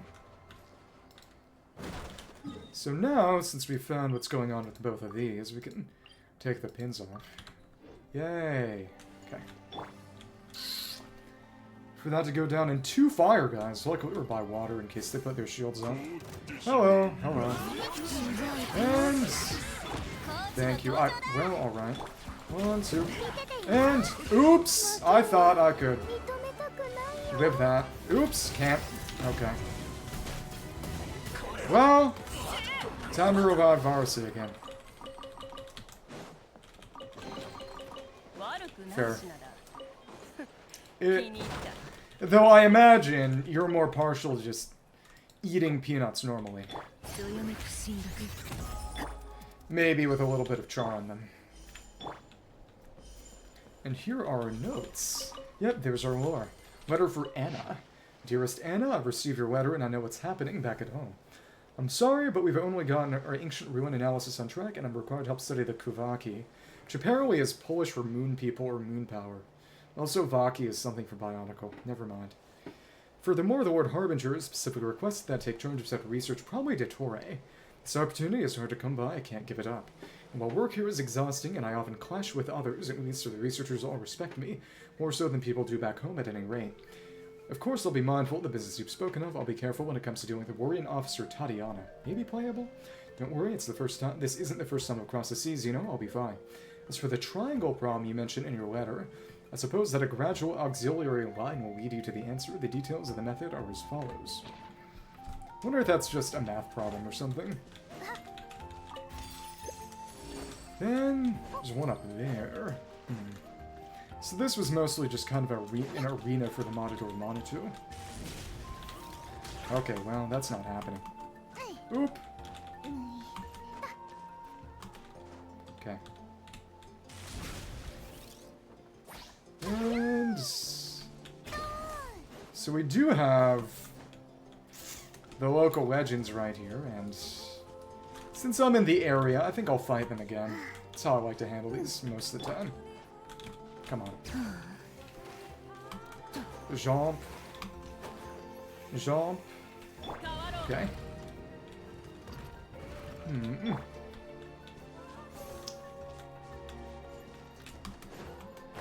So I suppose you might be a little peanutted out. Maybe.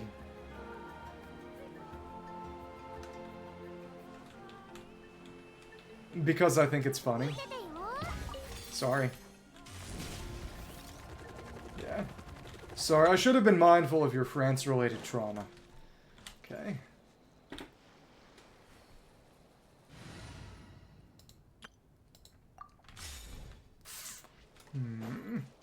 Oh, but that's right, no energy, because we...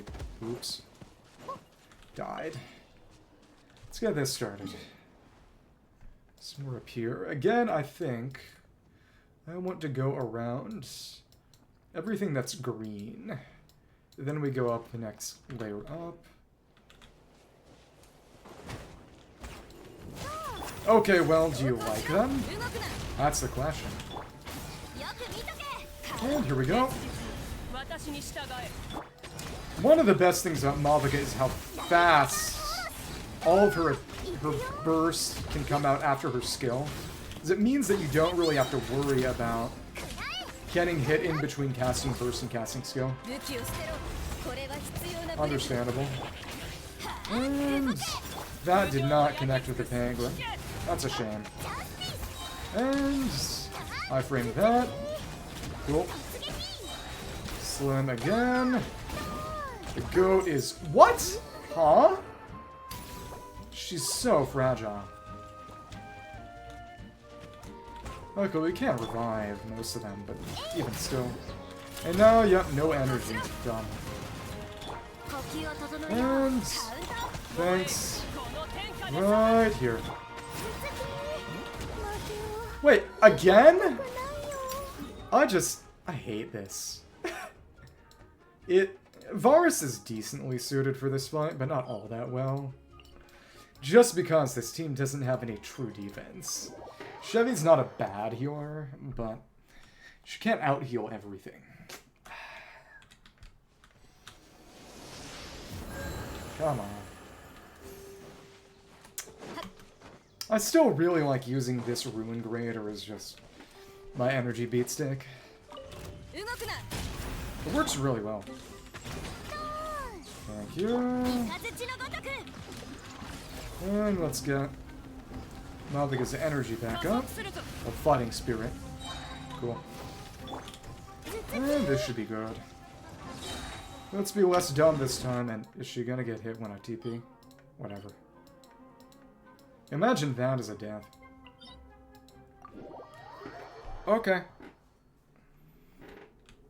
Cat food or just food?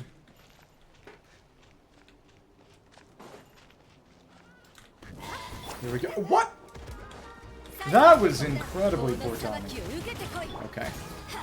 And I do appreciate that her C6 also makes her Chevy's healing a lot better. In the specific manner that it gives some team heal, which otherwise she doesn't really have. Okay. There we go. Keep this going. Managed to hit both of them pretty well this time, too. And slam down, and nice thing is we can get them to connect like that. Good stuff. Slam on you. A bit tougher to get. Cool. Over there. 1, 2, 3. But the buffs have mostly expired, but even still, whatever. Come on. Get in here. Next one up should probably be the multi-stun. And, yep, exactly. There we go. And, yep, got them both, more or less. Cool. Let's try to spread this damage out. 1, 2, 3. 1, 2. And another. 1, 2. Okay, this should be pretty fine. I want to get them to blow each other up this time again. It's always fun. And, okay. 1, 2. Oh, but you're actually the one who's taking more damage this time. Okay. Thanks, and come on. Do that. I should focus on just normal plunges on you, and oh goodness, this may suck. Is it gonna do anything meaningful to get them to blast each other this time? No, of course not, but it's the principle of the thing. One more should do the trick. Kinda ouch. One last hit on you. Soften you up a little bit more. Ouch. There we are. This will kill them both. Yay! That's always so fun. 10 chicken legs from one bird. I mean, first of all, that's not a chicken. The laws of physics. Bend, snap. Gasp under the weight of that. Sure offense to logic. Okay. I don't know if the Italian's still here, but I found out this morning that there is a Hello Kitty Beyblade. I'm serious. A Hello Kitty Beyblade. It's literally just a reskin of another Beyblade that existed, just the same thing with a Hello Kitty icon on it. But it's a Hello Kitty Beyblade. So we can break this. We got more cannons over there. There we go. What'd that do? Oh. Got dots, so that's going to be a challenge. Okay. 2, and... I mean, to be fair, there's Hello Kitty everything. But regardless. And... some down on you. Even through the electro resist. Again, the fact that Varsa has at least rudimentary combo mechanics makes me cautiously excited for Nod-Krai kit designs. As if they end up putting parries, other combo stuff in, that could be nice, and again, it would be a good way to differentiate. Not one being focused on movement from Nod-Krai maybe being focused on deeper combat. I don't know, we'll see. Either way, let's see how this gets started. This one over here. Like 36 power particles within 120 seconds. Should mostly just be a run. Yep, we're going in the other direction, opposite those Kaholosaurs, so it's normal. Come on, and should go out of our way to get a bit of Phlogiston since we're keeping that run up. Cool. I think we got all those. A little worried. Go through the rings, or are we gonna go on water? Okay, we're not gonna go on water. Okay. It's a bit more. Keep that up. Nice. Okay. I find it interesting how a lot of challenges this time around don't have the standard challenge pedestals, and therefore are a bit more... maybe not... organic might not be the right term, but... comes a bit more of a surprise. You can't see them from a mile off, and a lot of times it's... you activate them by engaging with certain environmental mechanics. Which is pretty cool. Let's take you out. Cool. Come on, and... I always hate it when they get underwater like that. Luckily, because Holosaur hitbox is nice and big and can easily collect things from under the water surface. Don't have to just... The other thing would be using Kaza, actually, or Venti, but preferably Kaza, because I just gotta use the skill crop that way, instead of having to cast a burst. Use the vacuum field to get them in range. Okay, cool. Nice. Yeah, the horrible days when the only way to really fight the Kaholosaurs was using Milani and praying. Can we... No, it has to be a Tatakosaur. Would have been cool if you could do that charge with a Holosaur too. I do like when there's a little bit of overlap between travel abilities, not too much, and with one usually being a bit of a downgrade compared to others. For example, the fact that Kinich can break Pulverites with a Flame Granite, but you need a Flame Granite. You can't just do it normally like you can with Varsa or Yansan. You have to specifically prepare yourself. And... Okay. Did we even need to break both those? Doesn't even seem like it. It was nice to, but... Especially since those cannons don't respawn, so that's a hazard we can get rid of forever, but it is what it is. Let me check something. Okay. Pull ourselves up a little bit. And... Get that there. And... And somehow there were fish that just randomly died. We'll miss you. Crab. Time for crab. So we got a couple of vents. Interesting. We're out by a long-necked rhino. Don't imagine that's a coincidence. Get boomed. The next few abysses are not going to use Varsa, really, which is kind of sad. It's going to be Escoffier and I think Navi, and then Escoffier and Kinich. She simply did not get the time in the limelight she deserves. That said, she did do really well in this past theater, which I liked, but still. And if we pick this up, nothing. And a Chester. That spawns another, and that spawns a chest. Time for some cruelty. It very rarely, if ever, has one actually spawned a chest by hitting the legs and making them stomp.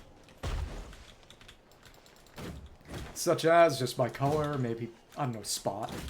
Spot's a name you give a dog, not a cat. Oh, yeah, you know, I suppose so. Unfortunate. But, did you hear me say that a Hello Kitty Beyblade was made a few years back? It was not a unique one. It was a reskin of an existing one, but it was nonetheless a Hello Kitty Beyblade. Official collaboration. There we go. Put that down. Let's see what we can get.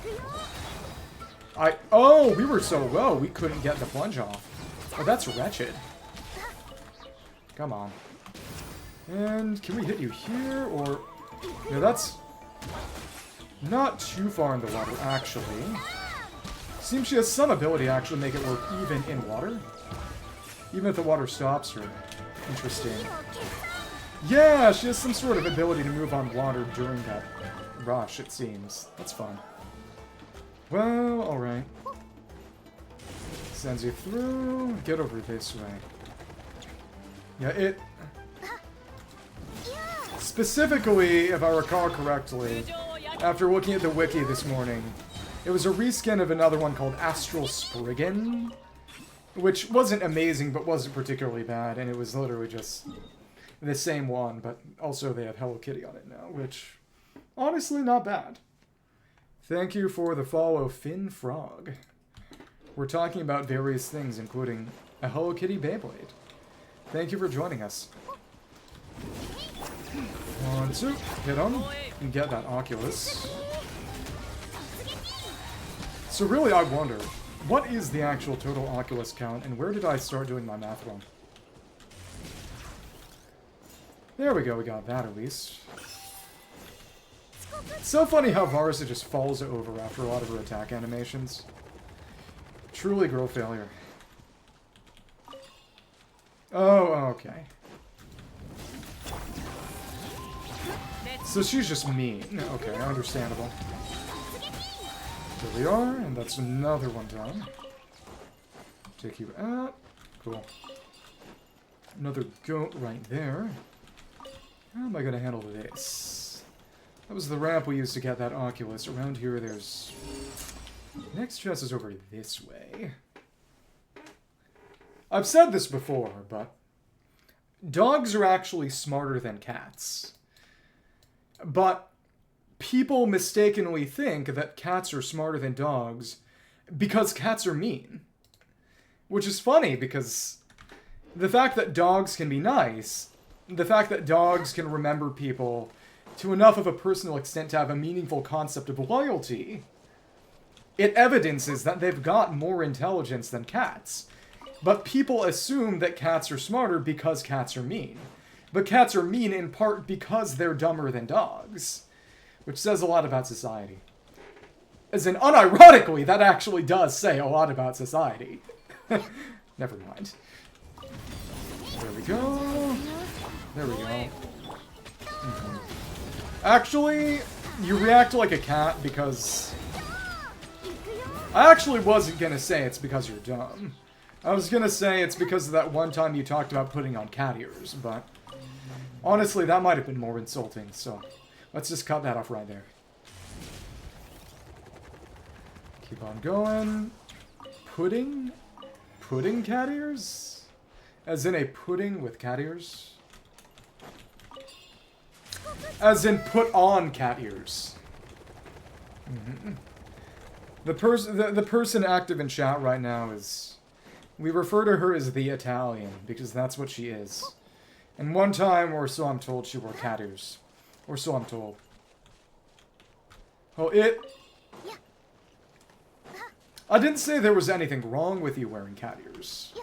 I said that that's why you act like a cat, because of the one time you wore cat ears.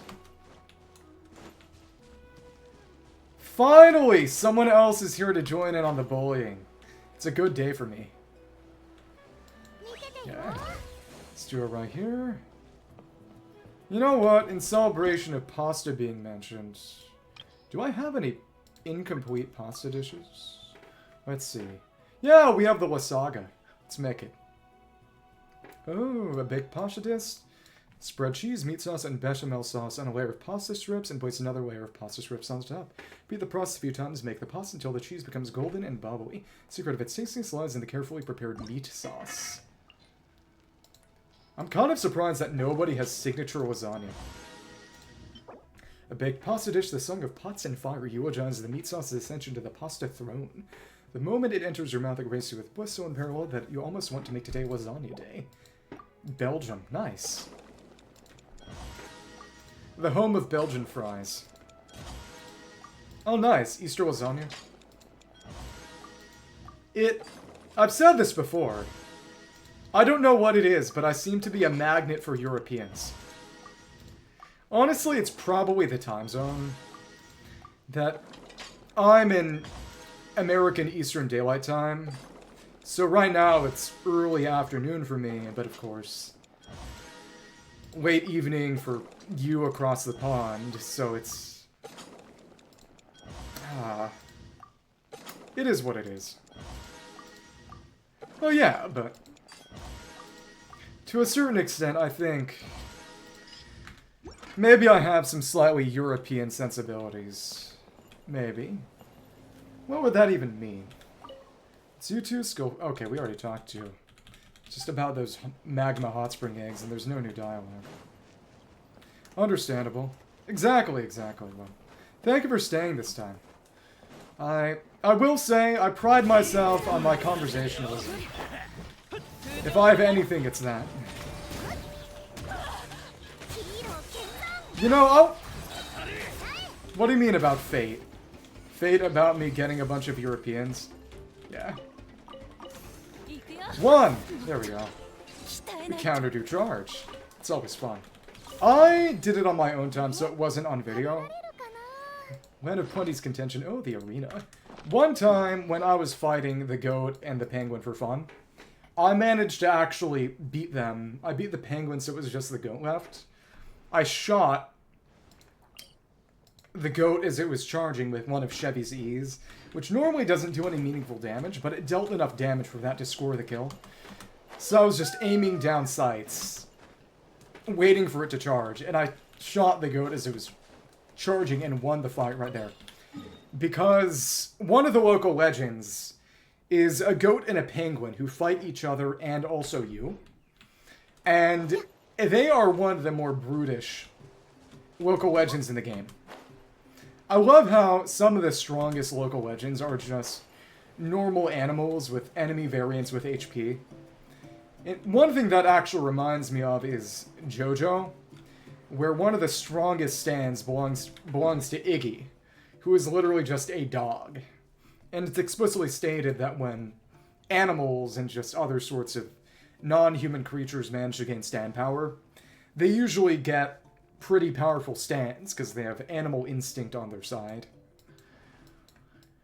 So, also, they tend to be... The other one would be the capybara with its totem over here, if you don't know where it is. And, of course, the god-awful turtle. But they tend to be pretty no-nonsense. They've got some gimmicks, but mostly it's just... They've got a lot of HP and hit you really hard, so you just hit them harder. I saw that. Was it just a Thai drama, or is it Thai BO? This is taking me back to the old days of me playing through all of Samira's exploration content where he talked about my engineer. Yeah. So in other words, it wasn't really a reveal, was it? Okay. Oh, so, right, this is Yumkasaur, so let's get Kinich back in. You joke. However, something, it only shows you what you want to see. Let's keep on going, and interesting. Let's see. Oh, and now the platform's going up. Well, that's fun. Fertile Ash Adventure, and there's another one right there. And no chests immediately nearby. Sad. Fertile Ash Adventure, that one's done. Complete non-open world mechanism activated time trial challenge is an ancient sacred mountain in Atocpan. So it would just be other shrouded depths, more teleport waypoints, but those are in the underground, so not there. One more monitor, and then finding the secret space.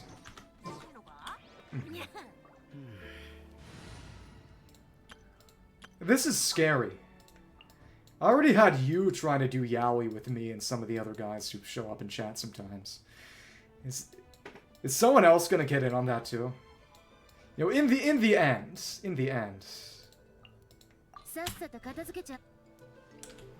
As long as they're okay with it, it is what it is. I aim to please, but... in the end, I don't think most of us are too bothered one way or the other. Understandable. Yeah.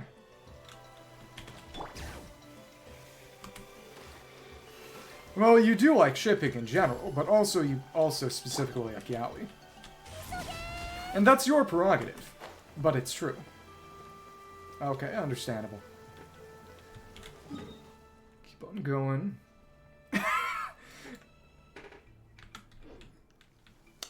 What an enthusiastic response. Okay. So what if we go back this way? Oh, that's right. Whenever I'm doing any of the Warriors challenges, I'm always so caught up in actually doing the race that I kind of forget about the place on the map they actually are. The reason we've got the ramps over here, this is the arena for that one Warriors challenge. Oh, I thought the beetles might only spawn in during to refuel your phlogiston, but no, the beetles are actually always here. I thought they were mostly in England.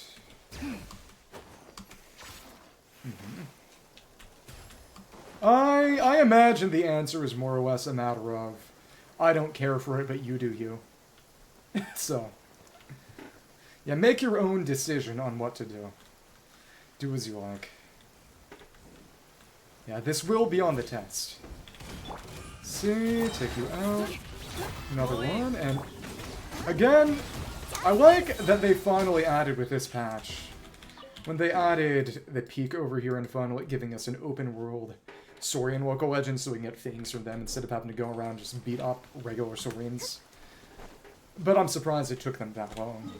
To be fair, it's a lot of people think that the areas that were added in 5.2 were intended to be added in 5.1. It certainly is a little bit weird that the whole war sequence in 5.1 Archon Quest happens with only a little bit of Notland accessible. But even still, the real annoying thing is just the fact that the Archon Quest concluded before the volcano was available.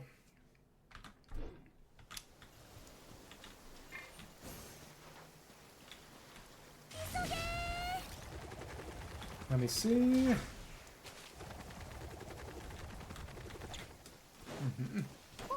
Understandable.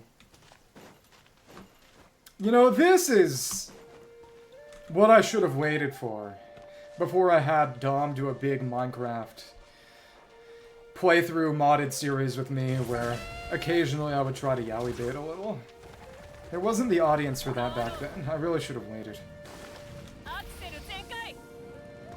Let me see, let me see.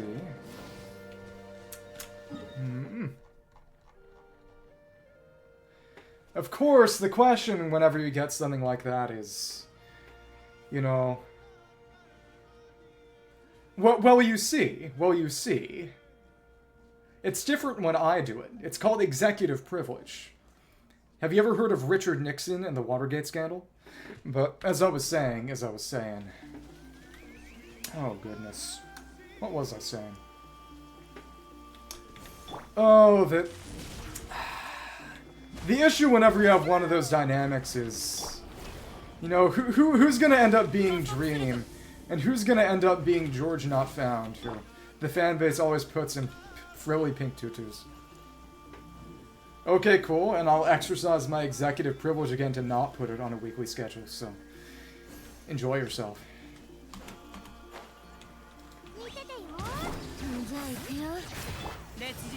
Okay.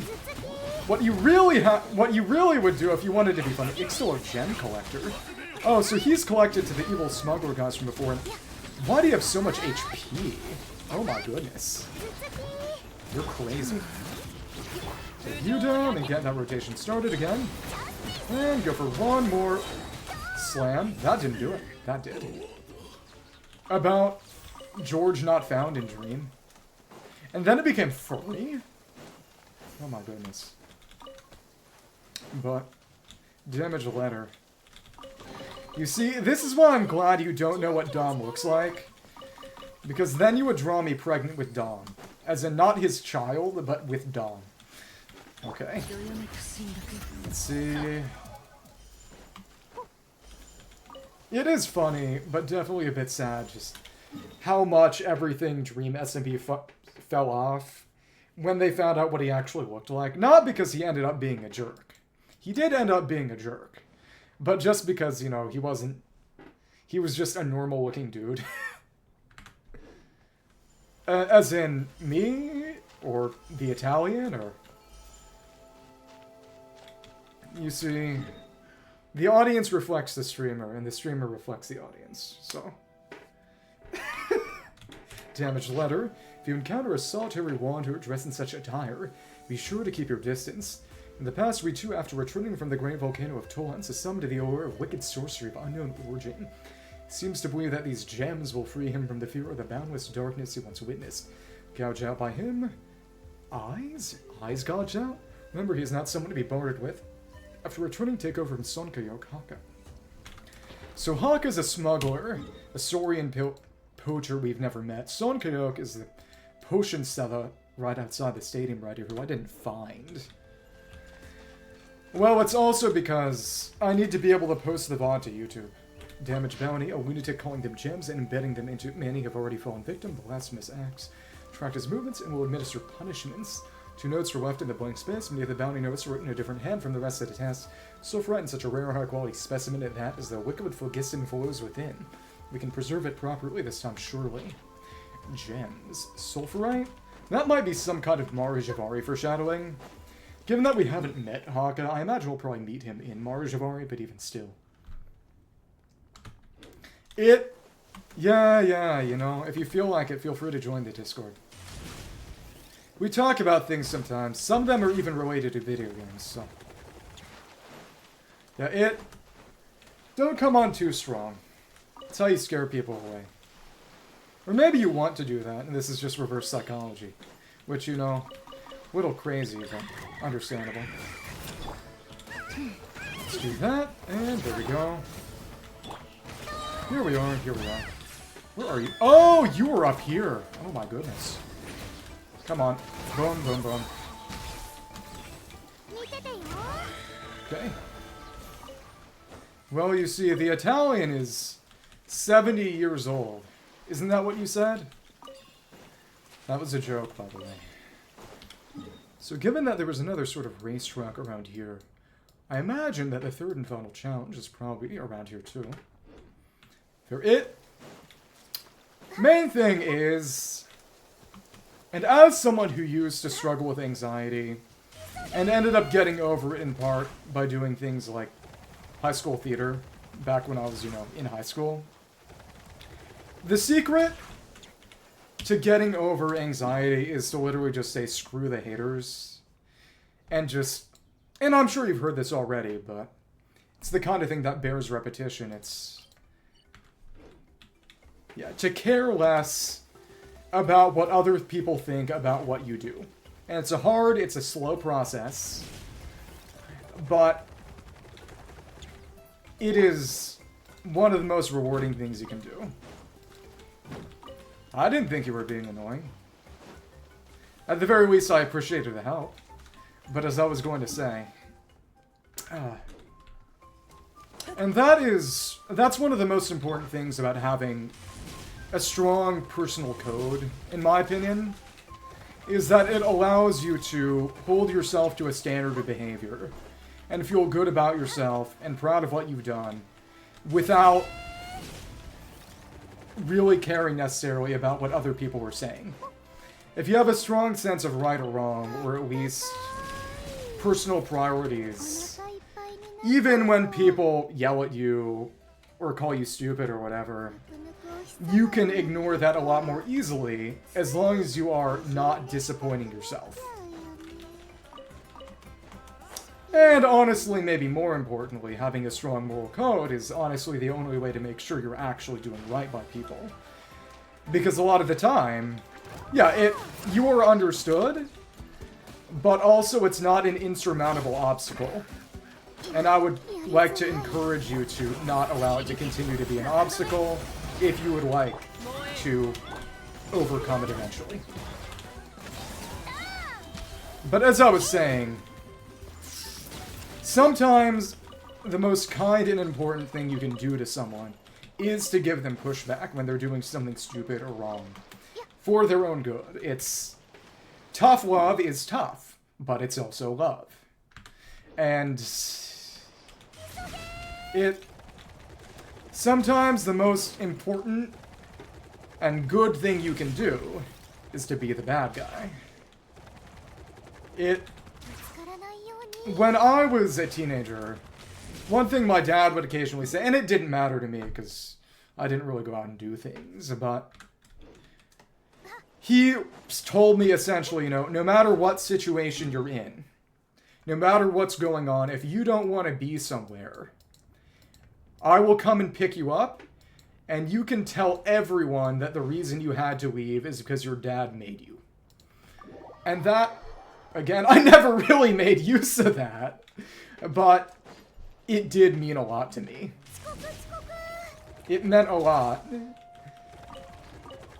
Well, the one time, actually, where I did make use of it, it wasn't a party or anything. It was back in high school. I did a kind of weird sort of American constitutional law competition elective. It was really weird and really specific. But basically, the teacher who I had beef with, to be fair, you know, I was a stupid teenager, so I don't entirely blame her. In the end, I still don't like her. And I think she was honestly a pretty awful person, all things considered. But being awful was part of the one reasons why she was basically the only person who was ever able to call me out on my BS and wasn't fooled by me back when I was a teenager. And to be honest, I appreciate that. Even though she was, quite frankly, an awful bitch. But, essentially, she was trying to get us to pull an all-nighter for a competition that wasn't even really important. And my dad was just sort of like, I'm taking him home. And I appreciated that. And it was something I wanted. And neither of us was under any real illusion that it was for any reason other than, honestly, I just didn't want to be there. But he was willing to be the bad guy so I could get out of things and have the blame shifted towards him. That was the one time I actually made use of that. And I really did appreciate that. It was very much a sort of, okay, thank you, Dad. You were cool this time moment. Yeah. Let's go. Yeah, exactly. Really, I'd say I'm more Oji-san than Oji-san, if you catch my drift, but as in more of an uncle than a grandpa. Understandable. Thank you for staying with us, even if you had to stay up for a bit. Yeah, never run yourself ragged on my account, but we are always happy to have you. Thank you, thank you. Yeah, like I said, if it ever gets bad enough, just tell me and I'll try to schedule things that may be a more manageable time for you. Pot of plenty, stopgap, selection. The nicknames are catching on. Wow. Interesting, interesting. So down over here is where we've got the competition site. Yeah. Well, to be fair, it's not anonymized as it could and should be. I'm gonna go turn that into an anonymous Google form sometime. Of course, I keep saying that, and then I get busy with actual employment, unfortunately, and it doesn't happen. I was also told to put stuff on Discord so that more people can find the server and I can get more free advertising, but we'll see how that goes. Yeah, because it's half of every conversation is people just asking me for Genshin build advice. I'm not sure you could do that as someone other than the server admin. Don't push yourself. And look, there's another one over here because I did the math wrong. Yay. Okay. It is still really funny just how ridiculously overtuned she is and compared to the Tetenanco in terms of the exploration ability. Okay, good. Eruption! Okay. Oh, there's her avatar of lava. Let's make this happen. Is it gonna erupt until we kill it? Understandable. I appreciate it, but like I said, don't push yourself for my sake. It's my job. And here we go. Take you out, and let's actually go for the burst this time. It's semi-permanent overloads. This is reasonable. Go away. What's this? Duta. My goodness, surely not. A kind soul showing up completely out of the boiler. Oh, so his orchard or whatever is probably covered in rocks from the eruption. I was planning to have a Tetankosaurus drawn by to help smash up and clear aside the stones in this barren field. Instead, you got Varasa. If any monsters happen to pop out of the woodwork, it could help deal with them for me as well. I hadn't even got started yet, someone's already taken care of it all for me. I've been fertilizing the fruit trees outside my doorstep every morning for as long as I can remember. This must be the gods' way of rewarding me. Kind soul emissary of the gods, I do thank you for your generosity. I don't have anything special to give you, but here's some more and a few other useless bits and bobs. Please accept them. Cute. Exquisite chest. What's the other challenge? Some other challenges. Let me look into this. And peak 3. I'm just notating for making shorts later. Other challenge we did today was... Where was it? It's a particle, wasn't it? Or... there wasn't really a person around. Oh, right, it was the music disc. Yeah, because you've actually been a mom friend. I have never been a dad friend. It's not even really a thing. Probably shouldn't be. Due time. Okay, Consul, emissary of the gods, thank you for your help. Without you, I would have had to find a Tatankasaurus to help solve my quandary.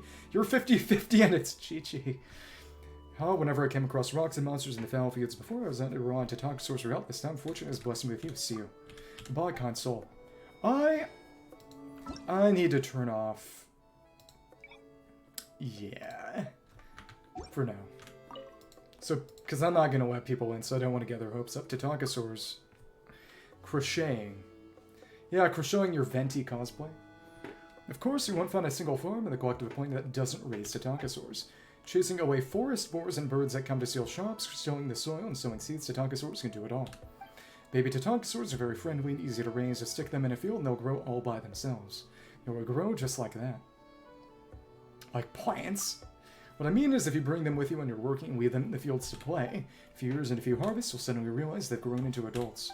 Just like my son Pakarin, that's exactly how he was raised. He's been watching me work since he was tiny, and he's a grown and capable man. Time truly is merciless. The Italian does. No, I can't start thinking like that. I'm getting on a bit, my legs still work fine. I've still got all my teeth. I can still work for a good while yet. And... what's wrong with your fields? It's mostly just the rocks. Once those have cleared out, everything else is child's play. I've been farming for decades, so I'm pretty good at it by now.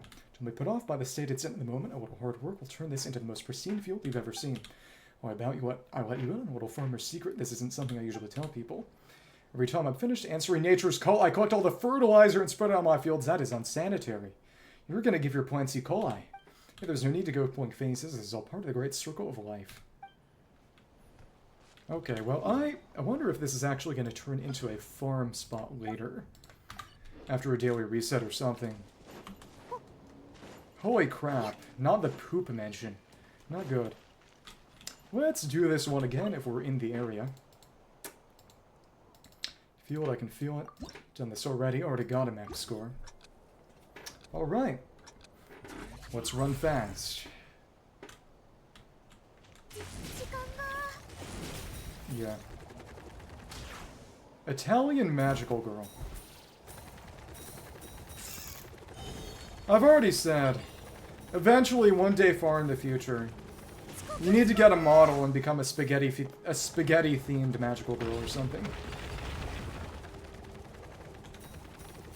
Maybe. Or, you know, a choice you actually like instead of just an Italian stereotype. That's also an option. Beetles, beetles, beetles, and... yeah, we gotta run against the current. Good stuff. It's Isoge. Let's keep on going.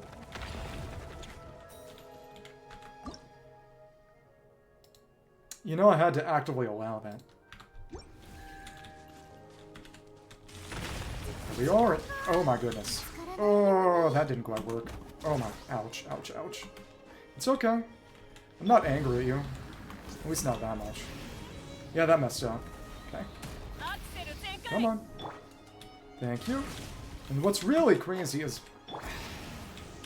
since Varisa is always in the rushing state, every single one of these little bits will make her do that leap.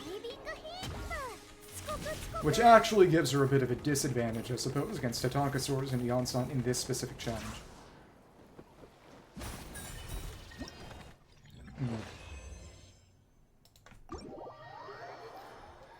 Well, I guess it's a good thing you were doing the normal Venti outfit and not the Archon Venti outfit, then.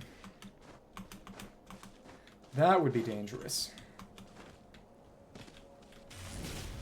So let's see if there's any... It's all over here.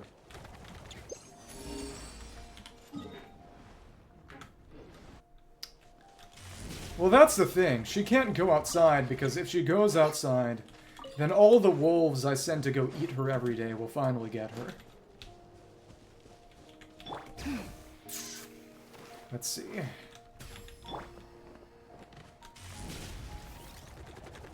Like I said, to eat her is vengeance for the cruelty that she visits upon me every single stream.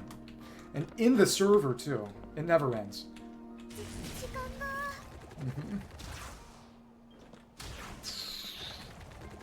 Keep on going. Yeah, we got most of the stuff in Atocpan now. Understandable. The Italian to me are both.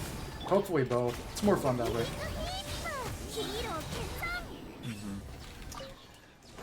I've said this before, but the absolute dream for me is to set up a modded Minecraft server for the fan community.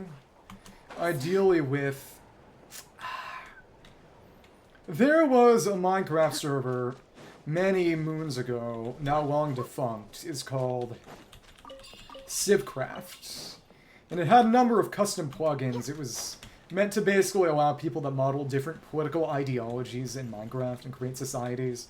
And then it ended up getting taken over by faction PvPers, which I suppose mimics the Sea Peoples conquering every early modern society. But the Italian was talking to me, don't worry. It's every day like this. But as I was saying, one of a couple plugins that Civcraft server had... Oh no, you were. Oh, cool. Oh my goodness. I'm not the target this time. Well, what you should clearly do is learn alchemy. It's in Fantasy Life. Yarn-themed magical girl. Cosplay-themed magical girl. That's what you do. That's what you are.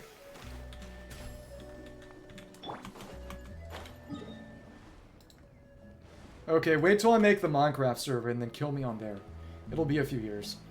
But there were a couple of plugins on Civcraft. One was called Citadel, which was a sort of limited griefing protection that allowed to use blocks and diamonds and etc. to reinforce blocks to make them take more breaks to break permanently. So you could never make them grief-proof, but you can make them harder to grief and not really worth griefing if you had the resources to do it. And then another one called Prison Pearl, which effectively allowed you to, if you had an Ender Pearl, you could basically soul gem somebody on death, as in when you killed them, and keep them in a chest or keep them on your person. They wouldn't be able to actually respawn until someone found the pearl and broke it, or, for example, you could stash it in a chest, and the pearl would gradually consume food in the chest to keep the person imprisoned. And it allowed people to essentially punish evildoers and maintain a sort of justice system without just pure moderation. So, you know, if people aren't just, you know, I don't know, saying slurs or whatever, it would be cool for, say, if someone steals, for example, for the punishment to be based on a player-based justice system. That could be really cool if it could work. Tama on Kwa, messenger. I got about an hour and a half left. I need a bathroom break. I can't hold it for another hour and a half. I'll be right back. Aren't you gonna say go piss, girl? I'll be right back.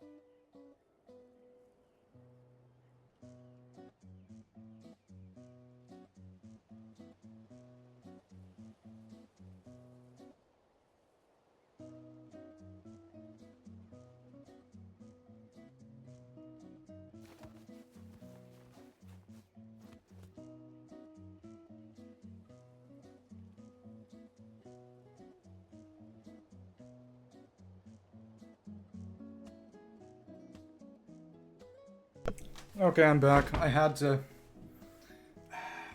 help my mom open a bottle of iced tea because it had been left in the fridge so long that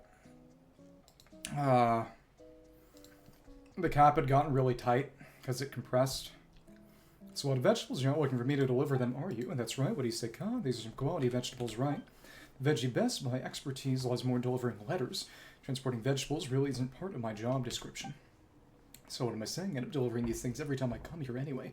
Fine with them on my Saurian friend over there and leave the rest to us. Oh, that's how I know. Reliable as always. Thanks again for your help. It wasn't because it was airtight. It was because it had been in the fridge a bunch, so that the cap had compressed due to the cold. And because of that, I had to run it under some hot water under the faucet to get it to loosen back up. Thanks. Mm-hmm. Yeah, exactly.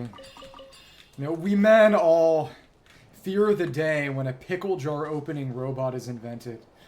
Because then we'll be useless and women will just rid themselves of us entirely. Okay. So do we just gotta pick up all this stuff here? You just have other people do it for you? Or you open it yourself? Strong Talion. Right, right! It's... you're the muscle. You know,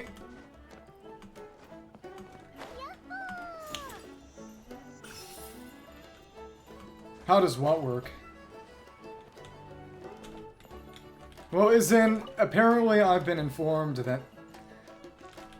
Shouldn't have been She-Hulk. It's like that... there was some guy... A blind guy who learned how to echolocate. And there was some documentary where people called him Batman, because, you know, that's... Bats echolocate. And all I could think of the entire time, and I told the teacher, and the teacher agreed, you know... Shouldn't they be calling him Daredevil? Because that's literally Daredevil's entire thing. Batman doesn't do that. Karate. Karate. Gotcha. What's down here? Gotcha. Gotcha! Well, I don't echolocate. I don't echolocate.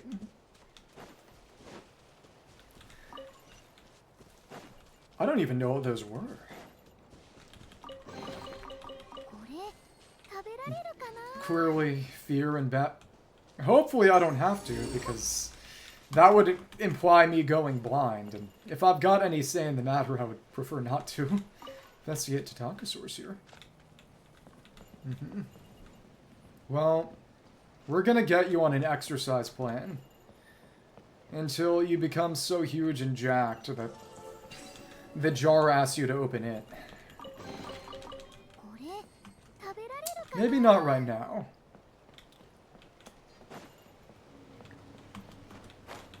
One day, power will beckon. Okay. Oh, which one? Let me see. I was never a sports person, but I did go hiking. Oh, that's fun. Yeah, my experience with volleyball was mostly limited to Nintendo Switch Sports Volleyball, though. It's been an unfortunately long time since I last went hiking. I miss it, a little. So what? Hawka? Oh, it's the other farmer guy. Hey, you over there? That's right, you. It's because do you think the Italian would consider anything other than football, as in soccer football, the best sport? What you spoke was nothing short of blasphemy. Okay, that's right, you. You got such a spring in your step and the speed you run, it's clear you're pretty strong, like someone who works out. One of our warriors, from the collective of plenty, or from another tribe, perhaps. I'm just passing adventure. I'm not from Notland at all. See, that's too bad, Sai. Oh, well, I guess having someone show up to help right when you need them most, kind of like you only find in dreams. Well, I've got a farm here, as I'm sure you've noticed. I've always managed this farm on my own, but I've been a bit down on my luck lately. A few days ago, I got into a wrestling match with a warrior from the tribe and ended up hurting my back. Now, I know it was a pretty stupid thing to do. As a result, understandable. I need to level my Layla past 70. I leveled her for theater. She's decent. I was able to use her against the Shielder local legend, but still. One of my friends' high school ex-girlfriend liked Haikyuu a lot. She was also in a free! Exclamation mark. As a result, not only can't I help my old pa clear new fields, I can't even manage my own farm. To be honest, right now, even just walking hurts. I was just thinking of hiring someone to help out for a few days when you came along. It's a pity we're only passing by. Farm work requires daily effort and care. So if we're only here once in a while, my crops will end up going to waste. But right now, I don't have the strength to travel all the way to the trap to find someone. So aside from the few little Tatankasaurs I raised, there's really no one else around to help. These little troublemakers have been acting up these past few days. All three of them have just been lazing about in the fields and won't even come back to me, so we can get them to work, maybe. If you would do me a small favor, could you please bring them back? I'm finding it very hard to walk. Sure, no problem. Thanks, I really appreciate it. They're usually quite well behaved and often keep me company while I'm working in the fields. I'm not sure what's gotten into them the past few days. If you call out to them, I'm fairly sure that my three little Saurians will come back of their own accord. Do you mind heading over to the fields? See if you can find my three little Saurians. Please bring them back to me. Okay, so it's just a search. Here it is. Look how excited it is running back and forth like that. Hey, you are planning to steal this food. You scram no gains without pain around here. Collecting of plenty. So basically, the investigation point. Alright, little going on home to your master. Still, we're paying attention to issues in the fields, it seems. Interesting, that's cute. So they were being helpful. How word it is, little unseen. Where do these monsters come from? Don't let them ruin the crops. Okay, slam. Soria. I like how she's got different normals as well, even though she never uses them. Where do these monsters come from? Don't let them ruin the crops. Yeah, I was about to say that every other conversation in the server is someone asking for build help. We're getting it without asking. Hey, you're planning to steal this food. Shoot, scram, no gains without pain around here. Oh, you know what? We can kill the weasel. We're supposed to be looking for a little Tatankasaurus. That may have been unnecessarily cruel. Last one, and... Yep, another one. Right, little one. Hurry on home to your master. So they were looking for weasels in the ground. Cute. Let's make this happen. So now we can get that chest, and presumably they can help out with the fields. Yeah. You know, if you're having fun, that's what matters, but... I will say that sometimes, if you are struggling to kill even a slime, that can impact your fun. The help will always be here if you want it. All three of my little ones are back now. It must be thanks to you. Thank you for your kindness, a valiant passerby.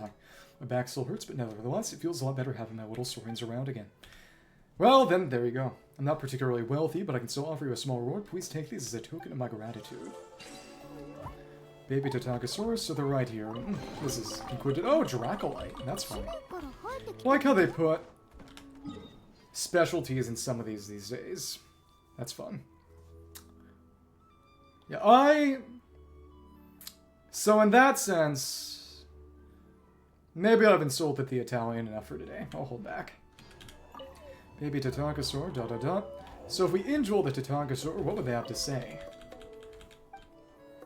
Implies that they might have some dialogue. On my poor back, why do I do this to myself? I really am an idiot.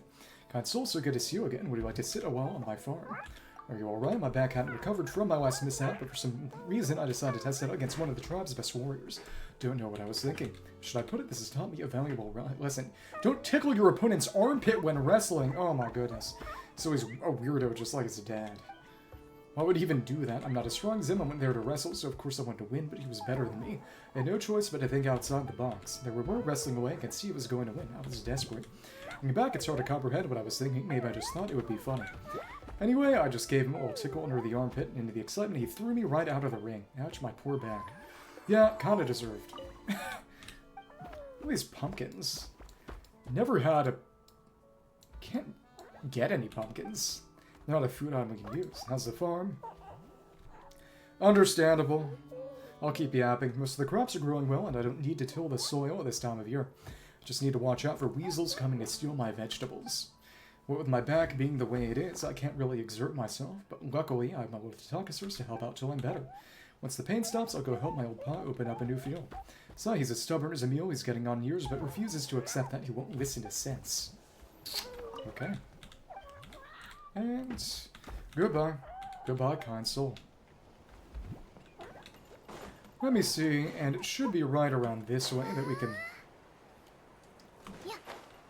find a Tatakasaur and talk to those ones up there. Maybe. Is it going to be this one? Maybe. Maybe. Using both brain cells or just talking a bunch? Stomp is interesting. 3, 2, 1, okay. Though, of course, they are nowhere near as good as actually using Varsa. You could have just done it in Italian, honestly. It's a smaller audience, but you have more of a claim on it. Pogrid's in pain. Poor Pogrid in pain is bad. I'll help you chase away those little thieves. Yep, they were helping the weasels.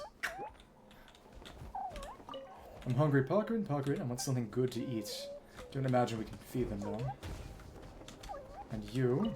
Pogrid silly. Pogrid got thrown out of the ring. Haha, silly. There we go. Let's try this out. And then, let me check out this here. Got you. Come on. Come on. So up on this slope, doesn't seem like there's really anything of note. Yeah, there's nothing. Main thing is that we've got the ring to open up the secret space. Oh, yeah. Okay, so if it's deliberate avoidance, understandable. To be fair, do you think they'd recognize you on voice alone? I don't know.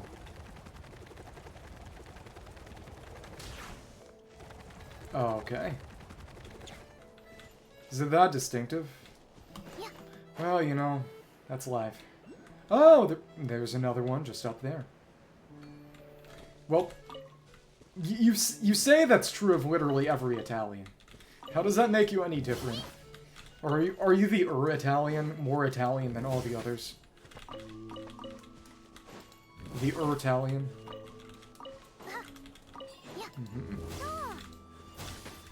Yeah, just the alpha specimen of Italians. Yeah, exactly. You're the most Italian. Okay, so not around there. So actually, let's put the dispensary back on so we can pick up some seeds at least. Exactly. I like this farm. The red berries rooms here are literally limited to this orchard and nowhere else.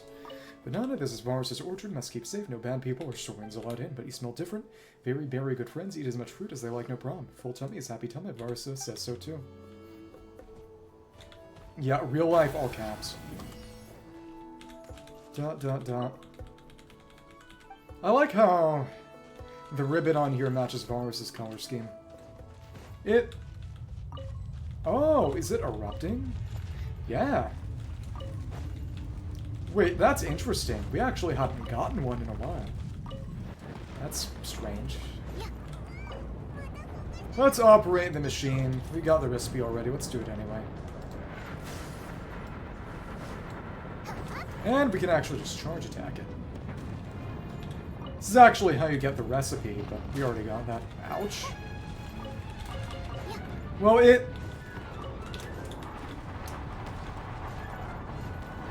it's less a matter of envy or lack thereof, and more that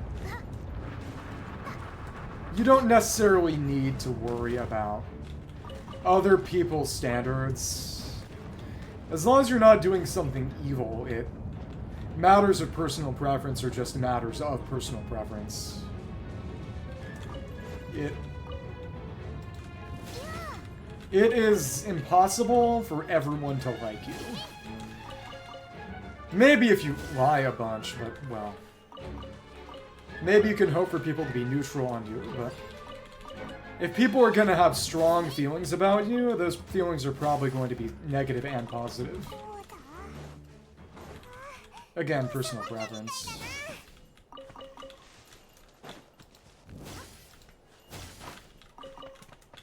see, and... Come on. It's nice that I'm actually having to make use of being able to knock down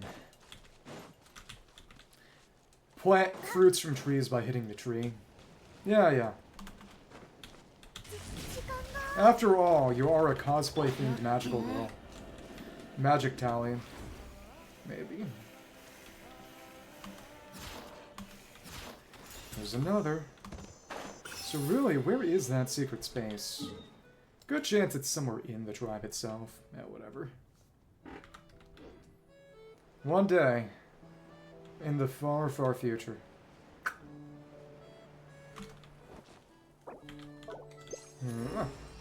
Isn't anything nearby. Let's crush that. We need that AoE for that.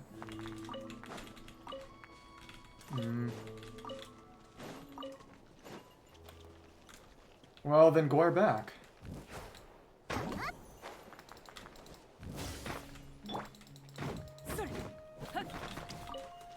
Fight fire with Italian fire. Okay. So then, around here, I guess we've got most of this.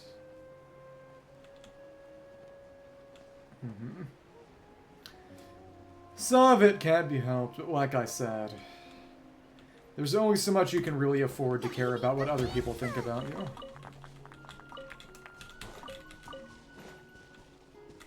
And is that why you started talking?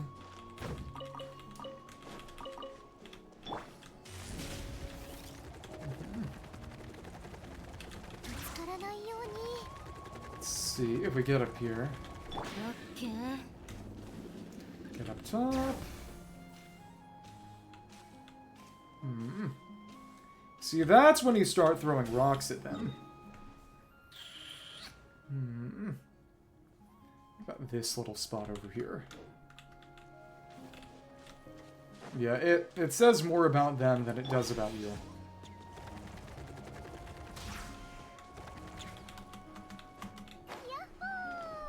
Yeah.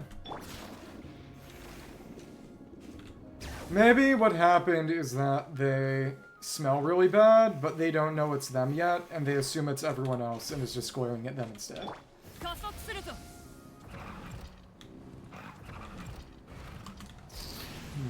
What about over here? This little spot over this way. And lots of these pillars, but none of them really do anything. Let's see if I can just find the secret space going around. I like the music. It might be around here. Or not. Main thing is that... Can I break this? No, that's not breakable. Most of the secret spaces are slightly outside the tribe, but since it's literally in the side of a mountain, there isn't really an outside that they could actually put anything in.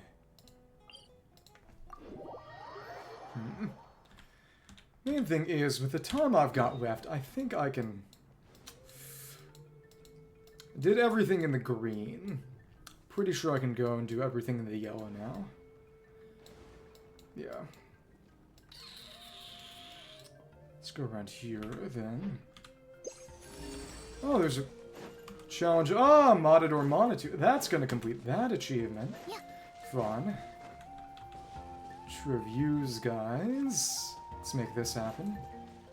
First, let's take them out. Hello, hello. That's one. Do another one of those, just to be funny. And here we are. Slam. And that missed that time. That was unpleasant. There we are. Now we can charge you. Where are you headed? Partially in the air. Not fun. Now I imagine you're gonna pop off. Yep, exactly. We charge you the rest of the way, and now you're in. You can use that charge attack to break it. And the charge attack to hit you in the wall, and that's the last one for the achievement, at least.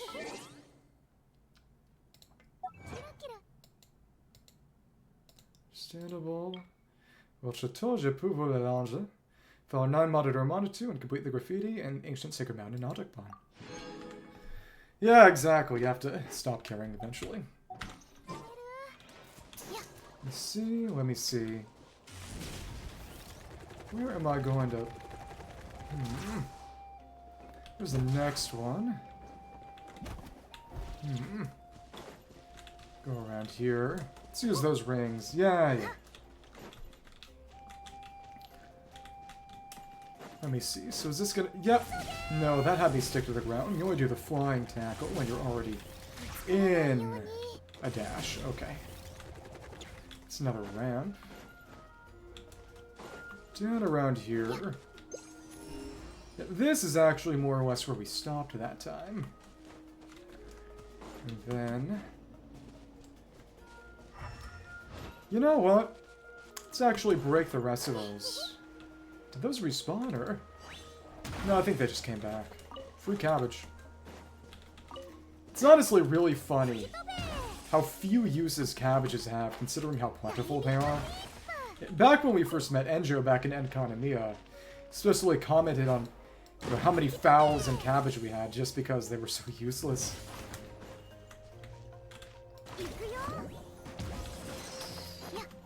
Let me see, and... Well, to be fair,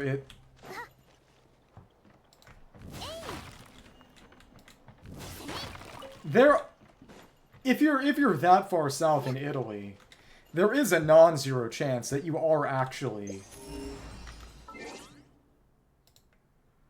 Okay, that typo was funny. There's a non-zero chance that you are actually partially Arabic. You know, obviously, I don't mean that in a bad way, but... Let me see... Let me see... That's how we got up top with that monitor.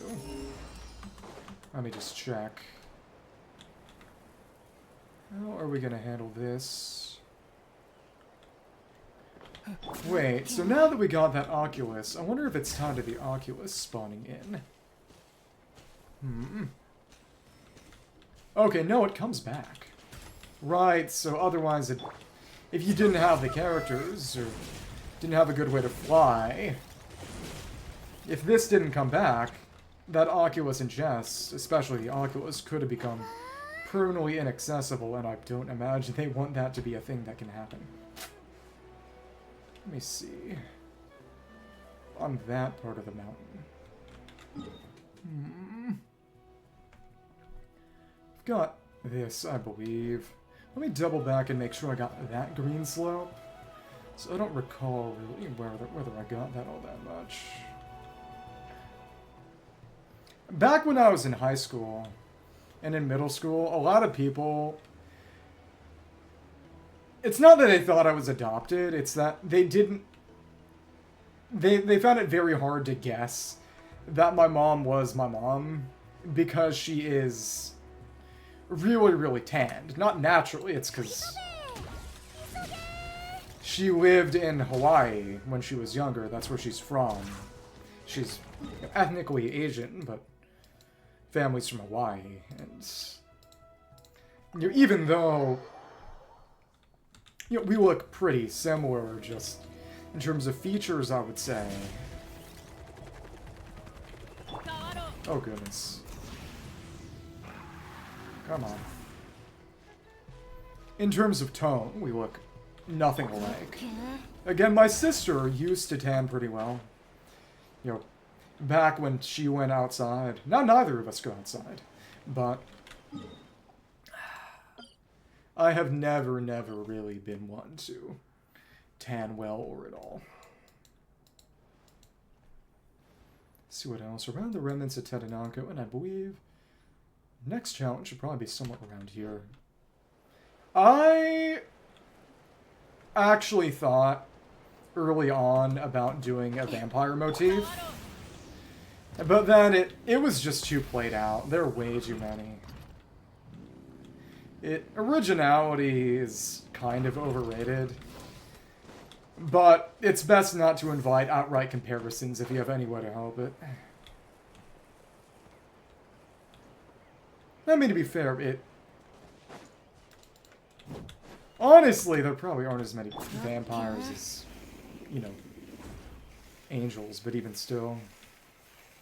Yeah, exactly. One day, when I have large amounts of money, I'll get someone to add wings. Probably only deploy them strategically, because they'd be a bit garish otherwise, frankly.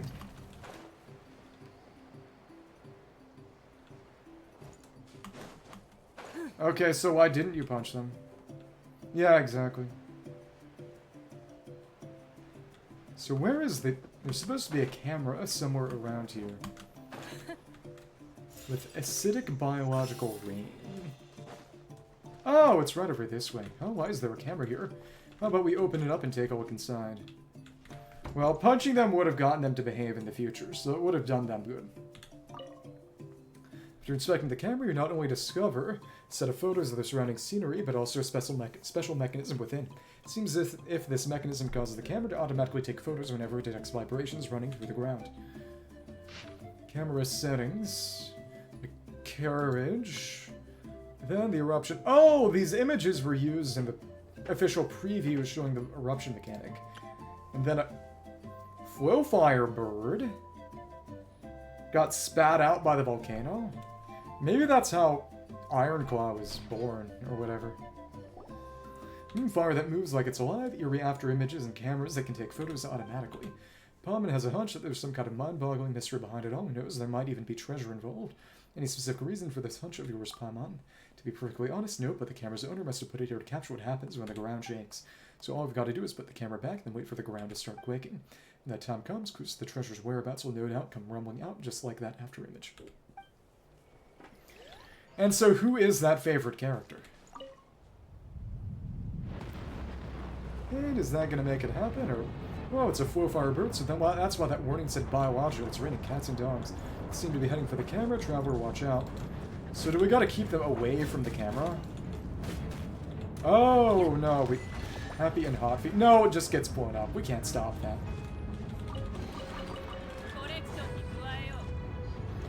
There we go. Birds in the volcano. Oh, yeah. I have a friend who likes Mao Mao a lot. I mean, Kusuriya no Hitorigoto. Happy and hot feet? Yeah, happy feet because it's penguins. Discover the truth behind the burning biological rain. Penguins.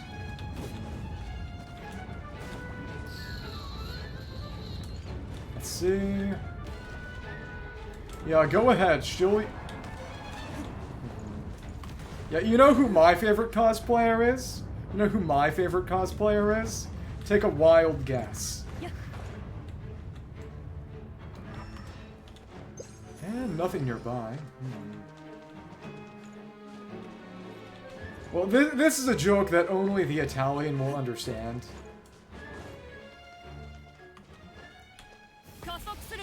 Come on, I'm waiting for your guess. I'm pretty sure you'll know it, actually. Yep, it's Italian Kokomi. So when I took my trip to Italy a few years back, I took a picture. There was some cosplay convention that was going to happen after I was going to leave anyway. But there were various characters being cosplayed. One was Goku, one was Asuka. And then there was Italian Kokomi. And of course, you know, Genshin, so... But... So I made it into a bit of a very stupid joke. They're not anyone famous. I don't even know who they are. But it was Italian Kokomi, and since there was an Italian in chat, I made it into a joke. And now, whenever I bring them up, it makes them angry. So, there we go. And that's the story. So can we tell him about the rain? As always, the biological fire rain is actually those full fire birds falling from the sky. Oh, no wonder they cover way more ground than a normal eruption. No, one of them crashes into my house someday. Now I gotta figure out a plan for this. It's probably just a rare thing. Oops, sorry for interrupting. Yeah, those full fire birds only get up there because of volcanic eruptions. My house isn't anywhere near a volcano, so I'm probably fine. What if, just what if, there's some crazy massive eruption one day? Wouldn't that mean nowhere is safe? I know I still need to come up with a plan just in case. Well, in that case, you probably have bigger things to worry about. Sorry for interrupting. Your worries not interrupting anyway. Let's start by reinforcing the roof. No way, I am not Italian. You are not? I am not going to entertain that notion for even a second. That can lead to nothing good. And same dialogue as before. Okay, cool. Yeah. In one piece. Okay.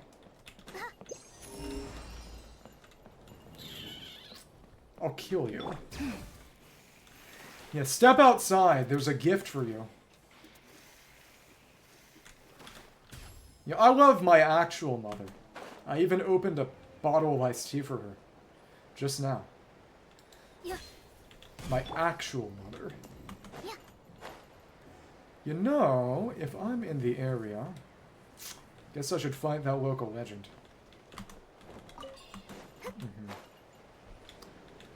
Well, I have human decency for my actual mother. I don't send wolves outside her house to eat her. Especially since it would be my house too. So. Should be around this way, if I recall correctly. Yep, right over there. Let's fight that local legend again. Yes, in fact. Go ahead, say you don't deserve it. After all the insults, all the cruelty, you getting eaten by a wolf would be a mercy. Yeah. One day, far in the future, when we make the Minecraft server, I will, I promise, I'll get a bunch of wolves and I will have them eat you. Deep-seated grudges. Don't worry. Alright. I really like this local legend too. Well, you can find cats. No one's gonna stop you. The main thing is, let us put Animo in here for a little bit of speed, and actually, there's no Animo character with a speed boost. So this is the maximum speed boost we can get.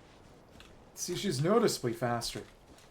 This is all about collecting orbs by running, so. Basically, if you fight this thing at all, you're being silly. And oh, you got Lion's Roar, that's dumb. Okay. It's not gonna do a thing. Okay. Basically, when these orbs spawn in, after long enough, it'll collect them and get a shield. So the trick is to ouch. Okay. And then eventually it will make a big electric orb and you have to collect more orbs. Come on. That attack is pretty troublesome, honestly. If you're close to it, all the bolts will hit you and you'll just die. At least Varsa will, because she's not all that durable. Go ahead, go ahead. Yep, there you go, and that orb is coming from there, and they go clockwise, and we've got so much speed, because Chiori gives a speed boost, double Animo gives a speed boost, and we just run. It's great. There we go. Each of these is going to deal 5% max HP damage, so do this a few more times, and it will just drop dead. There's 9 explosions can go. Oh, wait, actually, you can, with enough speed, you can get 21. The 20th doesn't do an explosion, but the 21st does. Interesting. So you can get a kill in 2 cycles, but you need to have Varsa, really, and you need a speed boost. This is a fun one, though. And that is the quick kill secret. Also, as you can see, when you collect the orbs, you get more Phlogiston. So yeah, let's make this happen. Go ahead. We're not going to attack you normally at all. I got all the achievements we actually just today got. The final one from the peak. I love these local legends so much, you have no idea. 100% just the best addition to the game, period. So we're just gonna get these as pretty much as soon as they show up. And every orbit collects again boosts its shield, but once you start getting shockwaves, you get more And it breaks the shield as well and deals the bonus damage. You don't have to break the shield before the damage is down. Cool, and that didn't do anything, but this will kill. Yep, exactly. 20th does nothing for whatever reason, but the 21st does again. You can get 21 if you just stack speed to ridiculous degrees. Okay, cool. So that's actually something new I found out. I think I haven't actually made all the shorts about this local legend yet, so I think I'll note that, yeah, you can actually get the 21st with if you have Varus and stupid speed boost.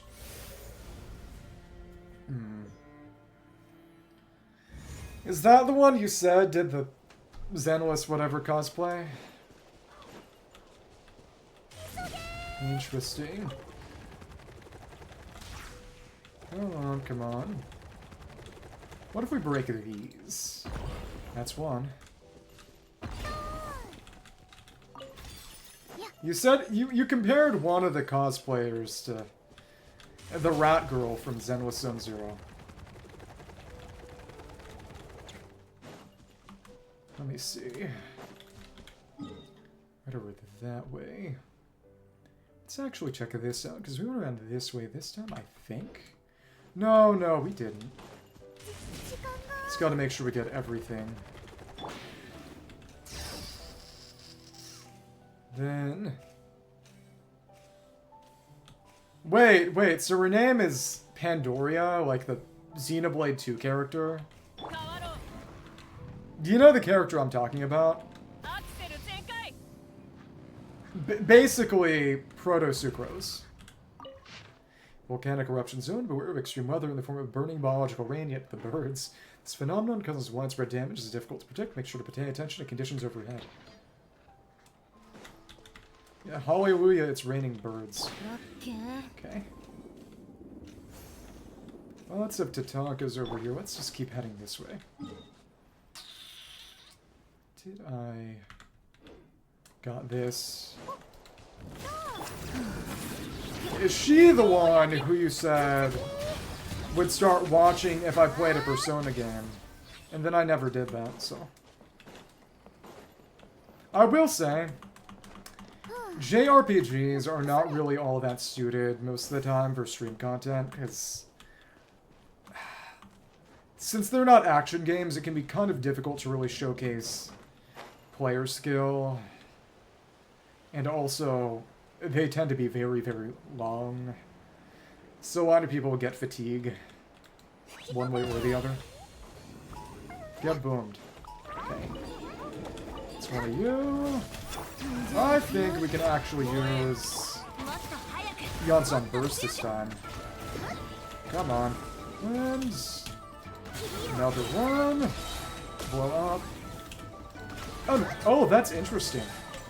It's always weird to see what Mavika's skill counts as a valid target, because if you saw right there, it targeted that explosive rock with a pillar of flame. Oh, from Overlord? One of the guys who I played Lego Fortnite with a couple of times, he's an Overlord fan. I have not watched Overlord. It's kind of like SAO if SAO was good, but also a bit different. Because for one, the main character's whole deal is that he's a magic user. Yeah, when I do role-playing games as an actual tabletop, which, to be fair, I haven't done in a long, long time, I pretty much always go for magic users.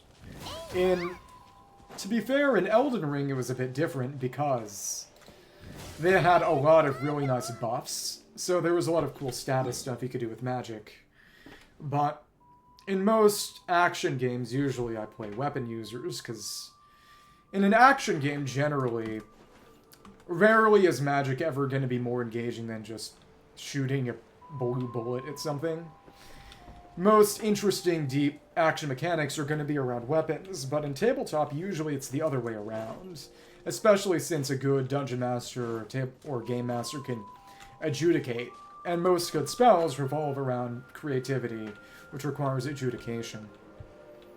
You never said that.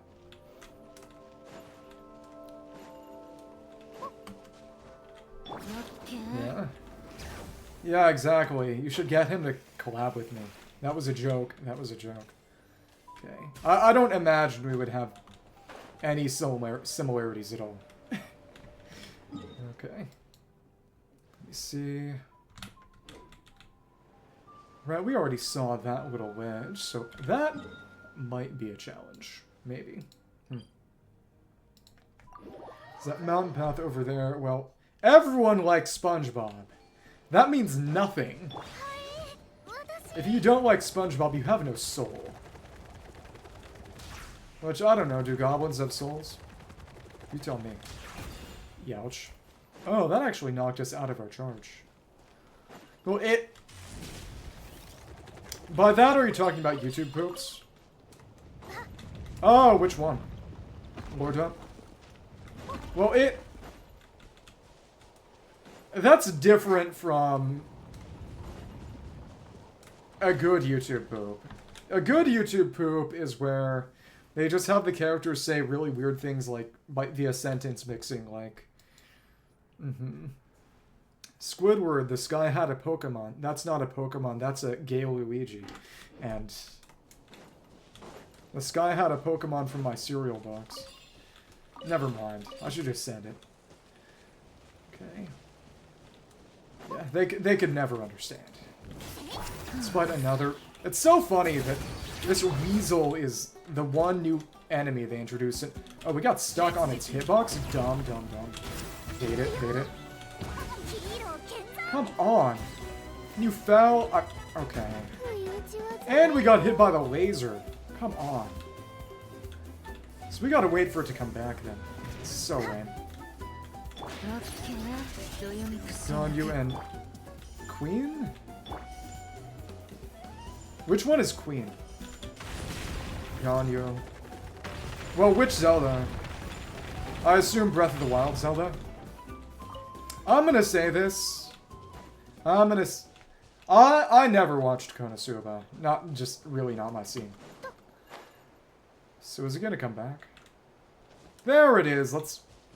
Why do y'all have to fight so close to ledges? It's just god-awful. But as I was saying...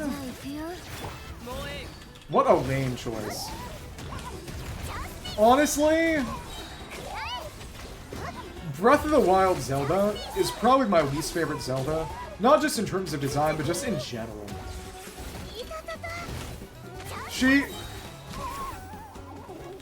She's just lame. And not in a cute girl failure kind of way.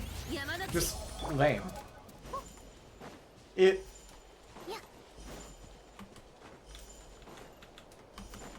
I would say the Zelda I like most is probably the Link to the Past style Zelda, which includes Link Between Worlds Zelda and kind of to an extent Echoes of Wisdom Zelda. Echoes of Wisdom Zelda obviously gets major props for actually doing stuff. Also because Echoes of Wisdom was just a really, really good game. I enjoyed it immensely. Remnants of Tetenanco. Let's see what else is around here. There was another mountain weasel in here too. You know, honestly, if I got, if I'm gonna fight the darn thing, the weasels are strong enough. I may as well actually use Mavka's Burst for the slash. All I'm gonna say is, people constantly just obsessed over Breath of the Wild Zelda's butt and leggings. And it was just boring for me. I was just, okay, whatever. There was no elegance to it. Okay. Come on. Keep on moving. See those records. And that mountaintop over there. That should be something. Right? Either way, we still got the Skyfire Circlet. The top of the mountain. Sidon? The Mermaid Man?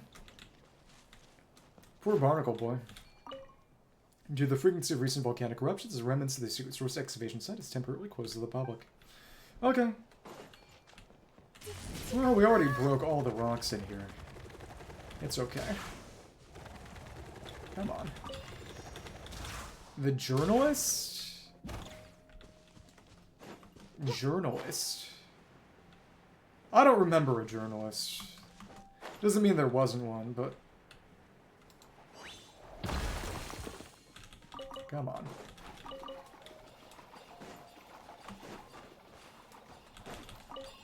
Thank you. Let's get up high and... Can we pick you up? Come on. There we... Really, really, really. Okay. Hate you. Let's see if we can... Oh, it dissipated. Lame, lame, lame. Come on. Maid Mona.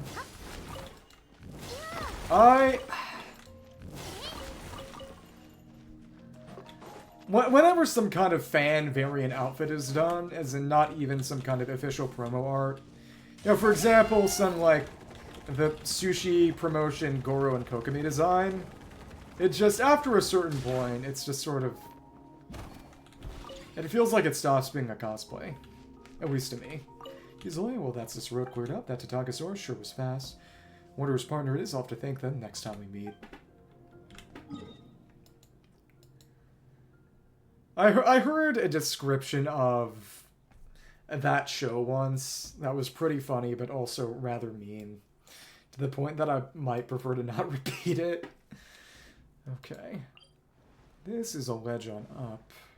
Let's actually go left, because that's kind of isolated.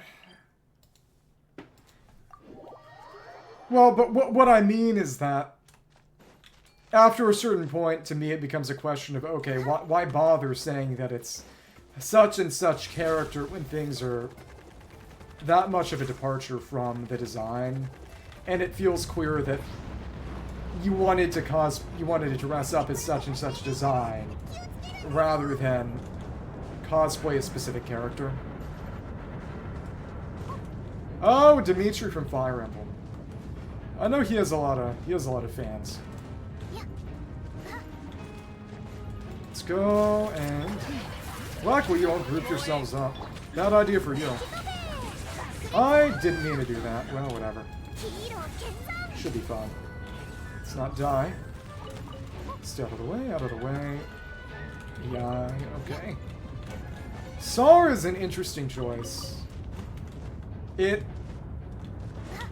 I feel sorry for the two Kujo Sara fans. Yeah, we should got to show up in Mikawa and Lantern Ride actually, but it's just...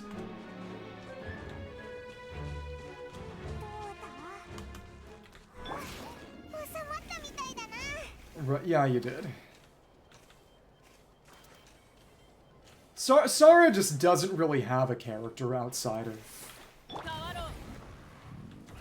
really liking Raiden, and the extent to that was interesting or could be interesting, honestly, was played out in Iridori years ago, where she tried to get the Raiden figure.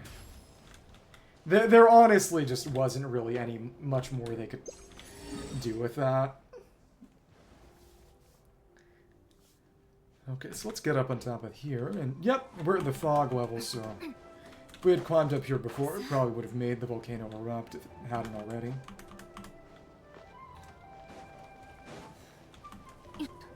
The funniest thing one of the funniest things I've ever seen is just people, some guy looking and showing back when the Chainsaw Man show was going to come out, and just take a look at preview images of Makima, and the thumbnail just pointed at her anatomy, and it just said, "Where is it?" Because people had psyoped themselves into thinking Makima had a big butt, when, I mean, in the original at least, that was not especially true. It is amusing, the kinds of things that people will convince themselves of in a vacuum and get themselves to believe. Okay, well, it's another one over by that other Fatui camp. I hope they give us another lore drop. That would be nice.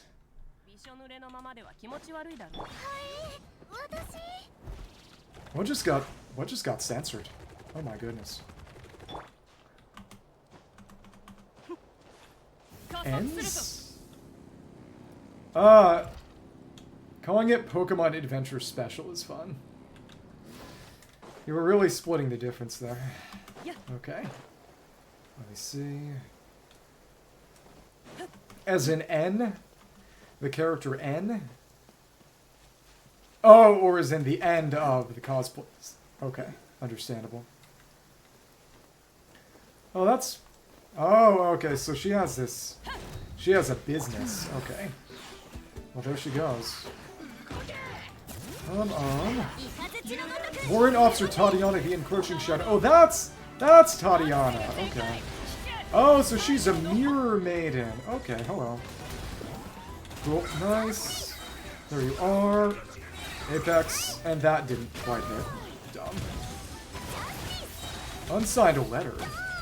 Didn't get hit too hard. That's good. 1, 2. And, well, alright. We didn't manage to get the... Shred, annoying. Go ahead. Lose your life. As in throne? Or... Well, we can take you down pretty darn easy. And that killed, too. Nice. 1, 2. Slam, slam, slam. Slam it.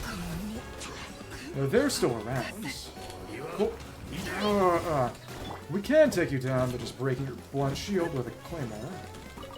So, and I will be totally honest. She probably makes at least some money off of it, but doesn't like talking about it. Probably finds it at least a little distasteful. And I don't mean that in any kind of derogatory way. And I think, if you ever have some kind of side income, it's not the kind of thing you want to talk about with people. Even if people know about the activities by which you obtain that side income. Because that's a good way for people to start just asking you for money. Okay. Thank you. Thank you. Well, it also depends on the person. It's... Back in high school, I had a gay hacker friend who would buy us food. I think he had a crush on me. Of course, that's all long gone, but... Yeah, forgotten Yaoi. Apologies. Let's keep on going. Let me see here. Take you down. I keep assuming that everyone around the world is like Americans. I should really stop that. Thanks. 1, 2, 3, and... Get another slam in. There we go. And dodge that big slam. Okay. There we go. Cool, cool, cool. Ah, there's another barrel. Oh, well, we didn't get it that time. Guess we gotta put Shaska back in the party. Make this happen. Cool. So there's an unsigned letter over there. So that was Warrant Officer Tatiana. I wonder if she's going to respawn or not. Or if this entire camp might respawn or not. Some enemies, some named enemies do respawn, some don't. The named crazy guy poacher over here doesn't respawn, if I recall correctly. But I'm not so sure about her. Either way, let's read her letter and see if we get any further lore. Okay. Here's unsigned letter. Tanya, I've heard that you wish to return to the homeland for a family reunion. A reasonable request, in my estimation. Oh, so that's to her. Tanya, as in a pet name for Tatiana. You have been here in knowledge for quite some years now in any case, and it is hardly proper that you remain a warrant officer after all this. Promotion should be considered. However, while you have done your fair share, more may still be More may still be required. As such, I've arranged for you to take over the duty of guarding Madame Kovalevskaya. It would be well if you made the best of this opportunity. That might be Columbina, maybe? Of course, do not feel too pressured by this assignment. This situation is urgent and this route perilous, while the dispatched vessel is quite old. No one could blame you for any mishaps that might occur during such a journey. Oh, the bunny from Beastars. If I recall correctly, the Amori. The gal who wrote Beastars is the daughter of the guy who writes Baki. Being blameless, therefore, you should do as you see fit. You have my backing, sure as I have someone else's. I'm sure you can appreciate my meaning. Speaking of which, I visited your family recently. Arranged for them to be taken care of, and they were doing well. In the meantime, simply focus on doing your duty. You've disappointed me quite a few times already. See that you seize this final chance you've been given. Interesting. So did she turn down the assignment, or did we kill her before she got over to her new assignment? Yeah. Funky. Well, it is what it is. Let's get up top. It still is interesting that Jatore's model that we saw in Sumeru has tagging as specifically a Claymore playable character. Which, again, it frankly still remains to be seen whether he will actually end up playable, but presumably he might actually fight like Kaveh and use technology to telepathically manipulate it, maybe.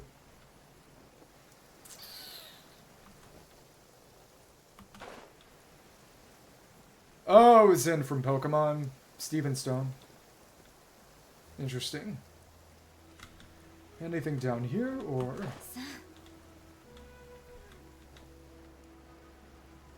with your kids? What are they doing with that pig? Come on. There we are, and you know what? I feel like a real fight this time, and, well, alright, long burst. Cool. 1, 2, 3. Well... yeah, exactly. That's my Emerald and Steven. The ones from Pokemon.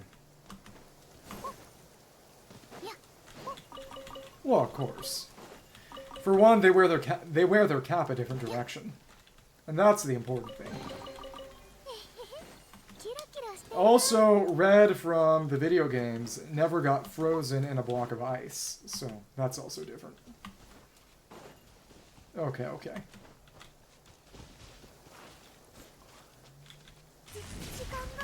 Hopefully that's as far as it goes. You do enough already.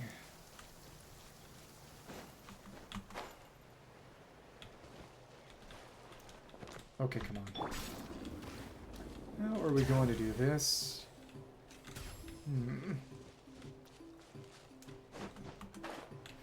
There's a penguin over there, and... yeah, but at least we can open that other Shrine of Depths. Then I suppose it would be... going in around Tetenanco, because there's, again, probably a challenge right here. Then I think with the time I've got, I can sweep back up through here, right to the ruins, and then it'll be the top of the mountain, which, to be fair, shouldn't really have anything. Sacrifice! Sometimes, honestly, and I've said this to people, that sometimes I feel more comfortable talking to people I don't know than people I do.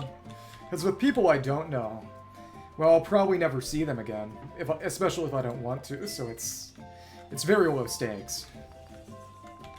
Luxurious chest, nice. Achievements, nice. Unlock all the Shrines of Depths in the following area, not one Atocpan, because it's just in one. There are none in the Undermountain. Find the secret space, 22 more chests, and the 2 waypoints in the Sacred Mountain. Okay. One down there, okay.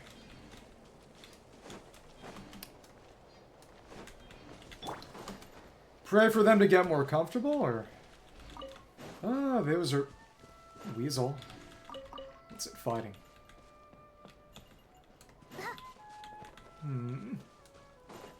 Probably looking at that weasel. Oh, let's break those pulverites. Interesting. Yeah, it seems to be the case that they... Okay. Oh, okay. No. Finally, that was almost terrible. Come on. And two. Slam. Kill. Interesting. Let's go in and keep you stun locked enough that you... Oh my goodness, I hate you so much. 1, 2... You got stuck on that rock. So stupid. God awful, infuriating. Die. Okay. There we go. Finally. Oh wow. Oh, the other one's up there on top.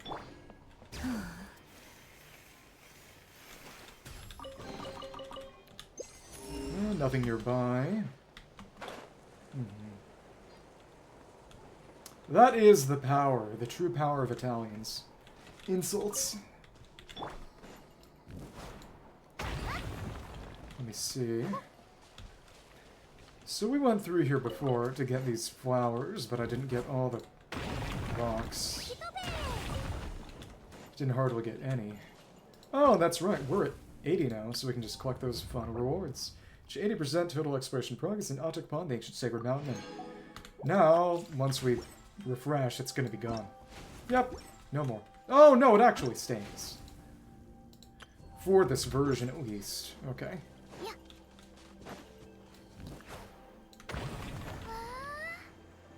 Come on. Are you strawberry shortcake now or something?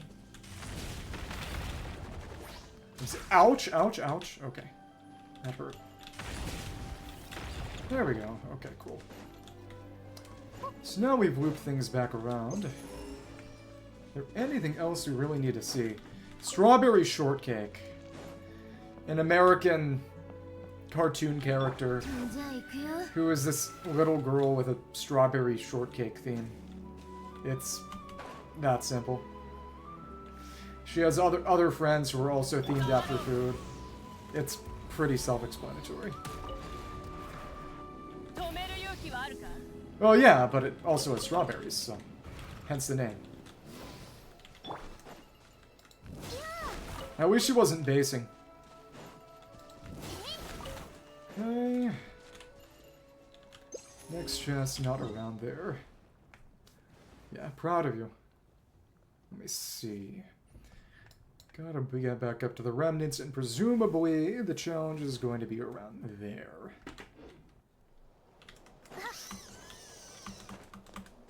And let's see.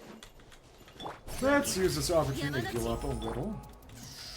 Yeah. I do find it funny that just to invite further Bennett comparisons, they gave... Oh, here it is. Yansan very, very minor healing. Aruna, Master Trainer, Collective Plenty needs to be more exciting. Oh? Focusing too heavily on your goal when you run will lead you to overlook nearby hazards. That just won't do. At least we're invincible right now. So my philosophy is to put some things along the path that will spice the challenge up a bit. What do you think, Shuri Outland Warrior? Want to try your hand at this warrior's challenge? Give me a moment to prep. Wait for this to finish. Oh, it might be. An eruption happens when you're here. Focusing too heavily on your goal when you run will lead you to overlook nearby hazards. That just won't do. Philosophy? Okay. Let's begin. Continental Leap. Wait, why is this one also called Continental Leap? Why are there two of them? Whatever. I'm just gonna wait for the eruption to stop.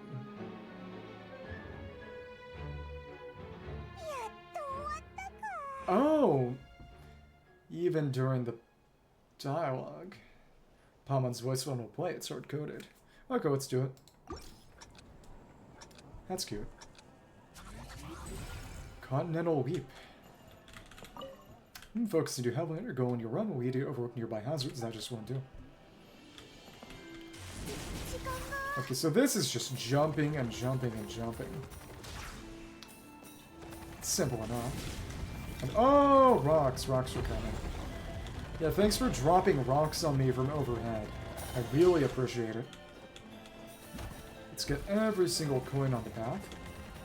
Stay in the middle, and this is why we're using Varus instead of Tatakasaur, so we can just weave right through him. Going back to break that. And does it just start an eruption if none already exists? I could see that. Come on. It's not that long of a challenge, we're just reaching the other side of Remnants, but... Is that it? Need for Saurian speed. And that's it. Nice. Yeah, exactly, put on the cat ears. Yeah, there you go, exactly. That's loyalty. Need for Saurian speed, complete all the warriors' challenges of the Collective of Plenty with the highest possible grade. There was no achievement for getting everyone between every tribe, which makes me kind of think that when we probably get Mare Jivari in 5.7, then there's going to be some kind of achievement. Again, there's got to be a lost Animo Saurian or something. There's got to be.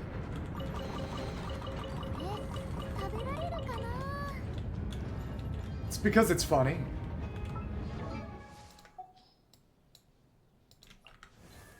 I have been told by certain individuals that if I ever put on cat ears, they would destroy me body and soul. So, unfortunately, my hands are tied. Maybe fortunately.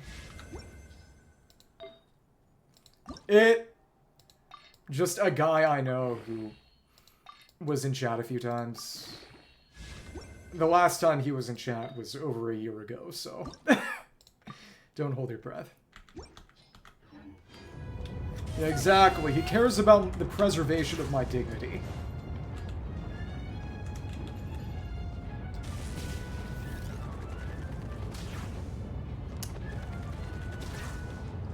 Yeah, we have cats and dogs. It's kind of crazy. Come on.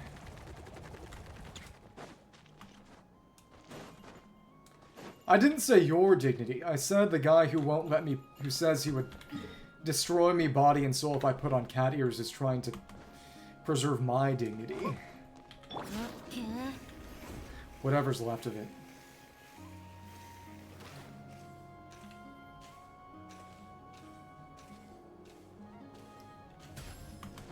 Well, all I'm going to say is, check your own name.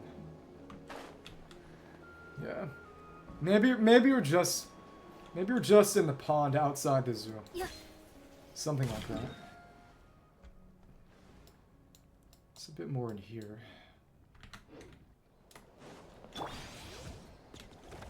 Well, just speaking entirely theoretically, what would be wrong with it even if you were? Okay. Fanfiction?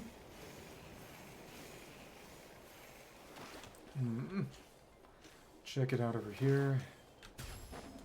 And let me see. Oh my goodness. It's over. This feels dangerous. So there's a little ledge over there. Oh, probably where rocks were dropping from. Maybe. Okay, understandable.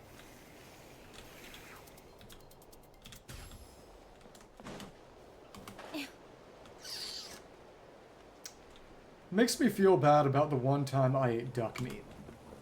Which was... oh, at least 5 years ago, actually. At least 6 years ago. I don't recall. It wasn't my own duck. We actually had some ducks. Previously, we have chickens. We used to have ducks. But then...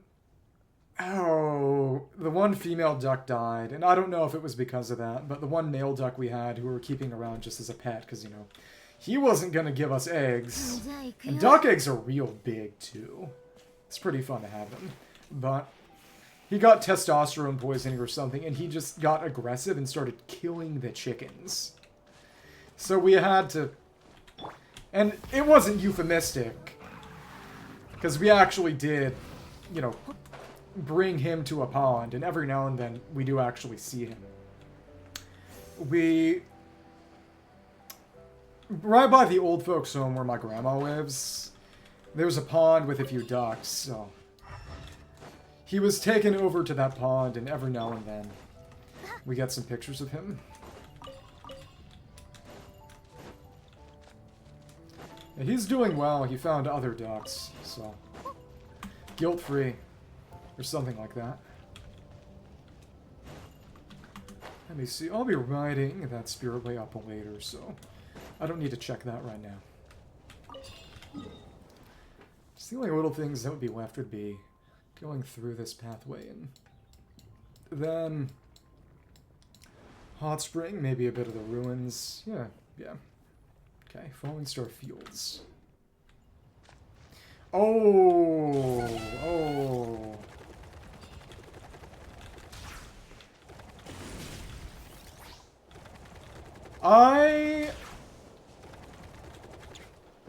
Ducks are nice, or at least can be, but geese are evil. Outright evil. I read about someone who freaked out a bunch of people around and by. There was some really annoying Canada goose. Just picked it up by the neck and just basically swung it against the ground. Which is maybe a little inhumane. Yeah, geese are evil.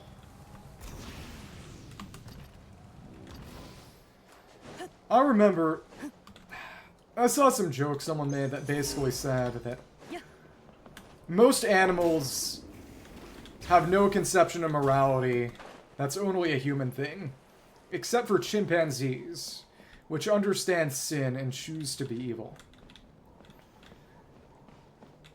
Really, I don't have enough experience with chimpanzees to know whether that's true or not, but it sounds convincing.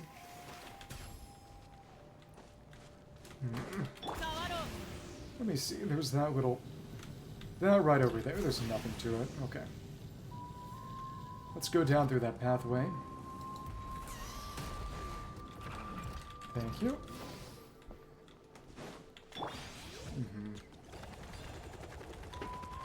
It's just that whole someone to match your freak thing you used to joke about, but it's just being toxic.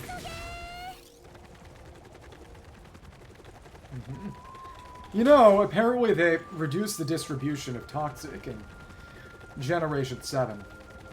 No, Generation 8. That's when they removed it from a lot of Pokemon's move pools.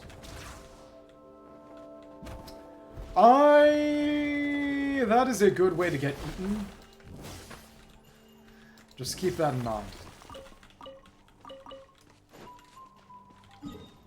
Yeah, exactly. You know, you're free to live your life, but I would prefer to die of natural causes, not eaten by cat. Alright. Oh, and there's a grapple point here. Oh, right, because we use that for that one challenge. Oh. Yeah, exactly. Italian cat mambola. Yeah, I would say understandable, but actually no, but either way, more power to you.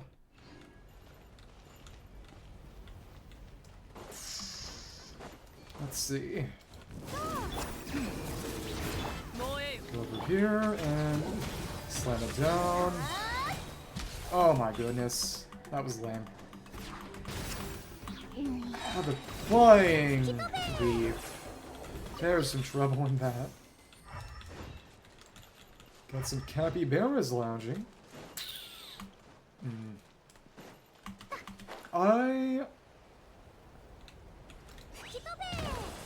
One thing I sometimes have to deal with is hair splinters. I'm gonna burn the investigate. So clearly, once we break all these vents, it's gonna make it erupt all big in the middle. Nothing here. And another. That's more. What is this gonna do? Last one. And... hello? Oh! A mountain weasel! I hate you! Die! 1, 2, 3... and... why is its hitbox so terrible? Yon-san literally got stuck on it. Stupid. Okay. There we go. There's still more vents. Weird. Yeah, I'm sure the cats appreciate it. It's 1. Will we get more enemies when we break them another time, or...? It doesn't appear like there's anything now. Maybe if I came back later. Maybe. Okay. It's like checking whether Tatiana respawns or not. Maybe.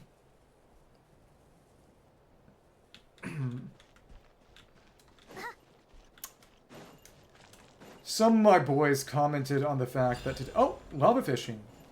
Today is both Easter and 420. Oh. Oh, new kind of robot fish. Skyfire Circlet, Western Waters, one of the fishing points, registered with the Nalana Fishing Association. Is in the west of the Skyfire Circlet, contains a wide variety of fish. Oh, there are our robot fish. We can see a couple of those. You can actually use those to make secret source parts. Yeah, exactly. If you put on the cat ears, then the wild cats would adopt you as one of their own. Maybe even a tiger. You might need tiger cat ears, though, for that. Maybe. Oh, we are at Atocpan 100, which is nice. Oh, that's... ornamental. I didn't even see any kind of light coming from the pool. Yeah, but this, since we've got outdoor magma lava pools, that means... outdoor lava fish, which we haven't gotten before.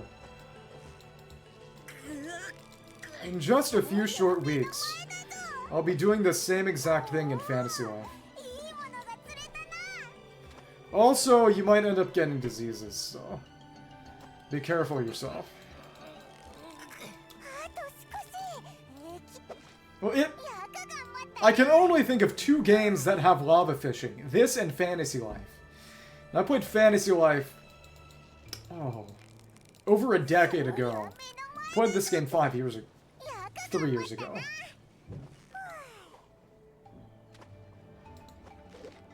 Okay, good, good. Yeah, exactly. You don't want to get turned into a weircat. I don't know, maybe you do. Oh, and these are tough, because, well, they're robots, not fish. Yeah, keep straining. Okay. Okay. Come on. Oh my goodness. It's taking a while. Okay, cool. Secret Source Scout Sweeper. Secret Source Scout Sweeper, a nimble fish-like mechanical construct, reminiscent of the technology in ancient ruins. It can move in various liquid environments, including liquid phlogiston. Perhaps it was designed to detect and automatically approach heat sources. Due to this heat-seeking trait, skilled fishers can use heat-emitting bait to lure and capture them. Disassembled, they yield remarkable components from ancient civilizations, making these mechanical fish highly valuable. Cool. Wonder what kind of weird, funky, evil abyss fish we might get in the Mare Jivari. Really, I just wonder what the Mare Jivari is going to be like. And... okay, so the pool there is entirely shared between day and night then. Okay. Day and night. So we got all of these springs opened up already. Okay. Check on top, and then, yeah, it's just a little bit over here. Go in those ruins one more quick time, and then we'll loop back to the field out front.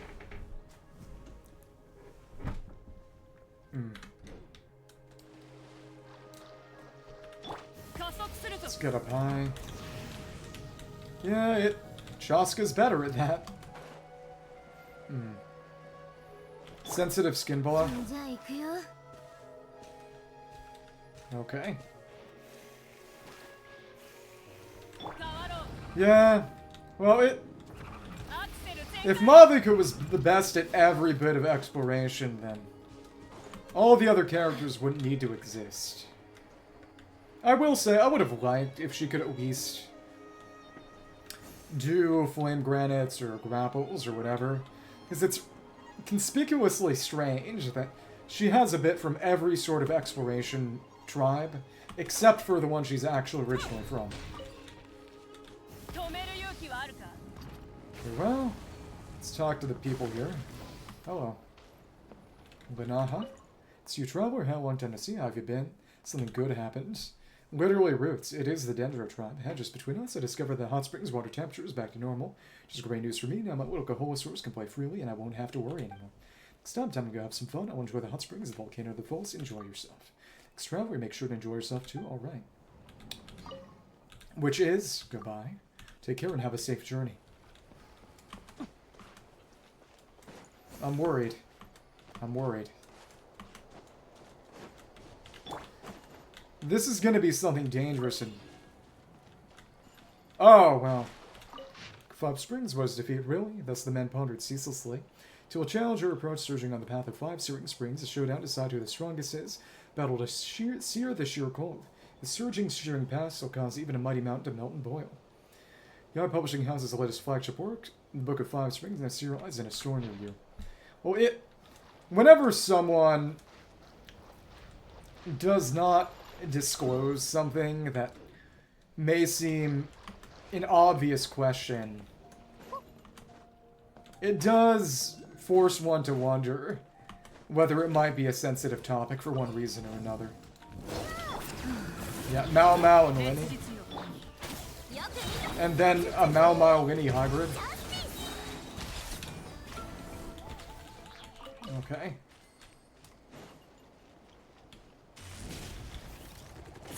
I don't think the friend of mine who likes Apothecary Diaries ever cosplayed Mao Mao. All I know is that she cosplayed Fujoshi Miku and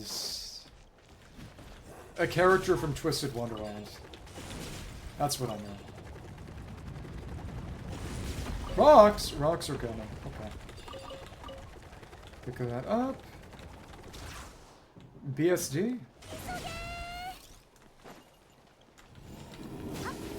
I'm gonna sound so stupid, but what is that? Oh, there's a more rock. Nice. Oh, Bungo Stray Dogs. Okay. One of the things I know about Bungo Stray Dogs is that... And a different friend... One of the authors in it was Dazai Osamu, and they gave him, due to having written a book called No Longer Human, they gave him a power to basically not be detected because he didn't consider himself human. And apparently some people, or at least that friend I believe, thought this was really dumb and also insensitive. Let me see. Let me see that there, and there we go. So we got that Oculus, and again, it... How many did I miss? I can see maybe 2 more or so, but I need to do the math and just see how many oculi are actually left. Because I messed up something somewhere.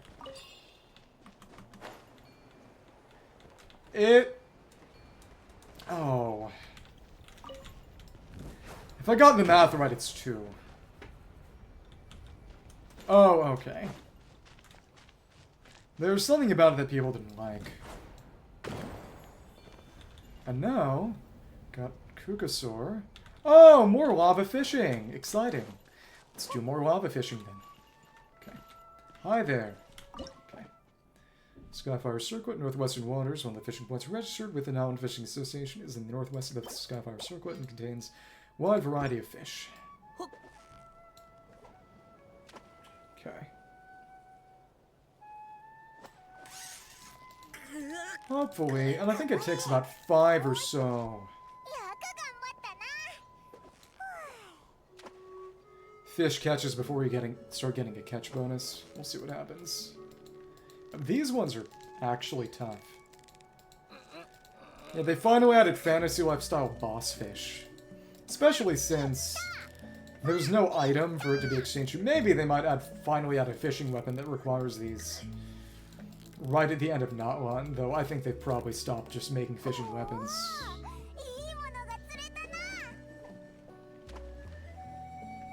Well, Weirdo's bad, Weirdo's good, Weirdo's neutral, Weirdo's both. It's probably both, isn't it? Depends on what you mean by attract, I suppose. Oh, okay, so we could have used that vent in the middle probably to actually get that Oculus, but we just jumped and grabbed it. Oh, yeah. Like that weird lesbian who was sexually aggressive. In the way that some people depict Lamine. Okay. Let's see... Well, you know, there you go.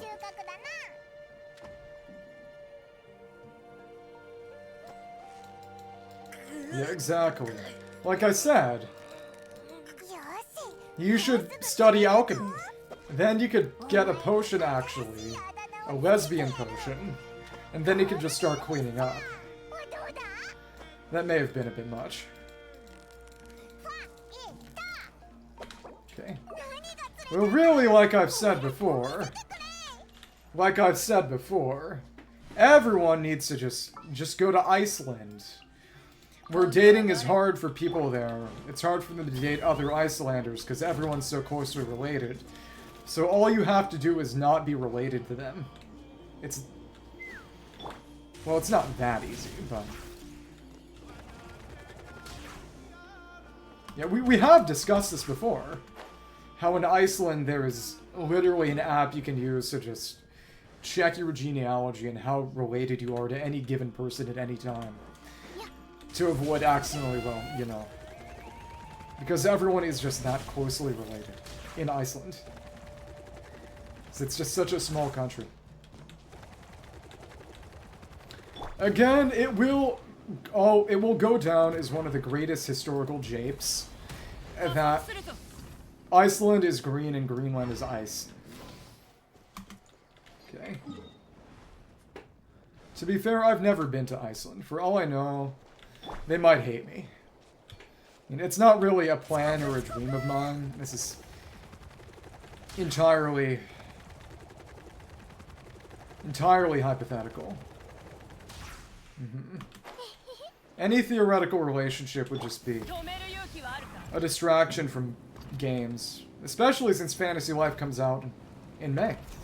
I cannot afford any distraction from that. Once that happens, I will eat, breathe, sleep, drink, Fantasy Life, and nothing else. For about a month. Well, yes. Did I ever say it was healthy?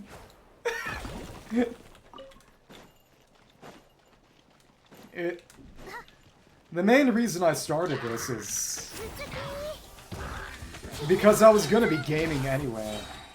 And it's just sort of, I may as well try to get an audience if I'm already gonna be playing something. Understandable. Yeah, good luck. Yeah, exactly. You're gonna get sucked into the TV. And your friend who likes Persona will have to come save you. And, okay, I think that's basically it. Best thing to do might be... Well, I did want to check around...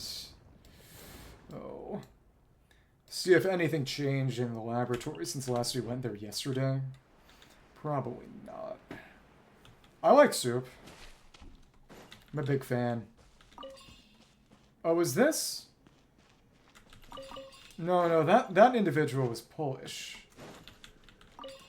I had someone in my YouTube comments asking me about soup. But Fav? Presumably the one that has a chance of giving you energy particles on crit. Wait, oh, are you McDonald's Navia? Okay, I was... Okay, it wasn't. Okay. I'm just getting asked about soup all the time. Okay. Deactivated source core. I like a good chicken noodle, but for various reasons, mostly just a whim to see if I could pull it off. I've actually been functionally vegetarian for about a month or two now, but I like a good noodle soup.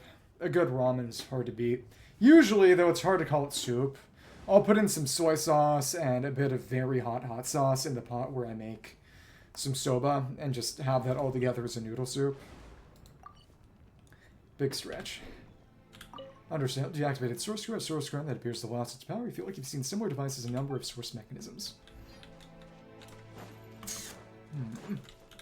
Strange secret source structure. Can't help but think of it might spring to life the instant you look away. So, when we got the robot from the Ancient Mountain Quest, we were able to bring it back here, put it here, and unlocked another door behind which Kukulkan is a log about turning the Saurians back into intelligent dragons, which of course never happened, but strange secret source structure. Oh goodness, one can only wonder what was going through those tribes people's minds when the places broke these broken pieces of source of mechanism here.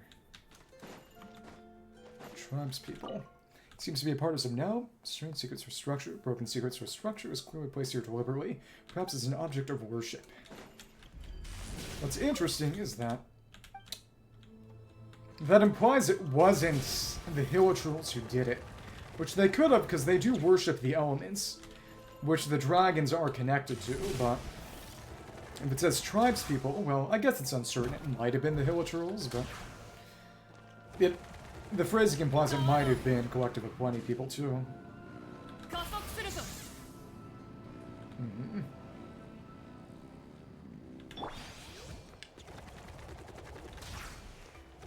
Yeah, exactly. One day, no gossiping about situationships challenge. Impossible. It's okay, we love you for it. Maybe. Okay, let's get on up top.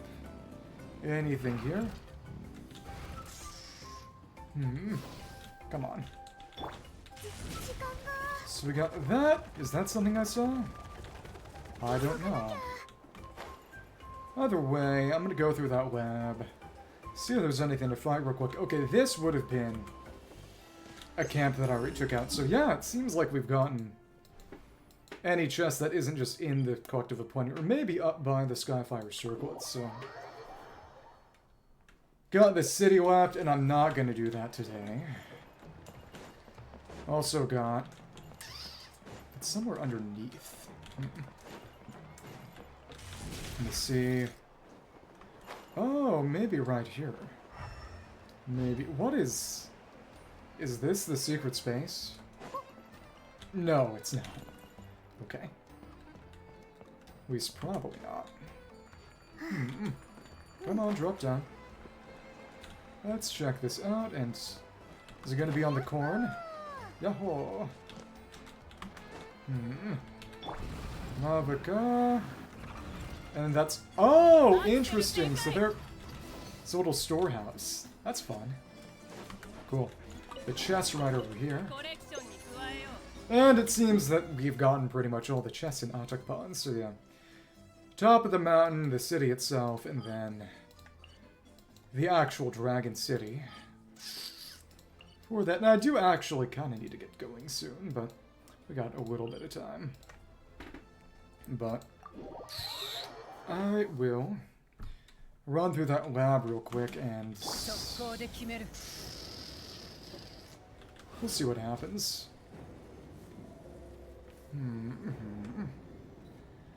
Go through the lab. Again, I don't imagine there's going to be anything new. Maybe they could add a fishing spot, but yeah, not this time. That's just a bird down there. You're silly. Okay. That was unnecessarily cruel. And this is where it becomes the actual laboratory. We drop down here again. Based on the circumstantial evidence, this might not be where Kinichi met Ahau, but it is probable that this is Ahau's laboratory from when he was, you know, a dragon and not that. Okay. Dazai. Aki's a pretty good choice. And... Pyro Crystal Ball. I like that you get Phlogiston from it. As in, found the bird or found the lab? Or the cosplays? Who's Dobby? Summer Gato? Okay, okay. Interesting. The big thing is that, again, they don't state outright which one he was, but circumstantially it's probable that when you go into the Sacred Mountain, there are lots of logs describing Dragon Council minutes, effectively, and one of the dragons who is missing out of the 13 is a Phlogiston researcher, researching conversion into Phlogiston. This lab talks about Phlogiston conversion, and... well, the main thing is that Ahau was known to be one of the 13. It's not stated which one he was, but again, given that he's in a pixel form, Phlogiston is literally programmable computer matter. It's just computer bits. Him having a computerized form makes sense. So... okay, I don't know Hero Academia. That's not something I'm familiar with.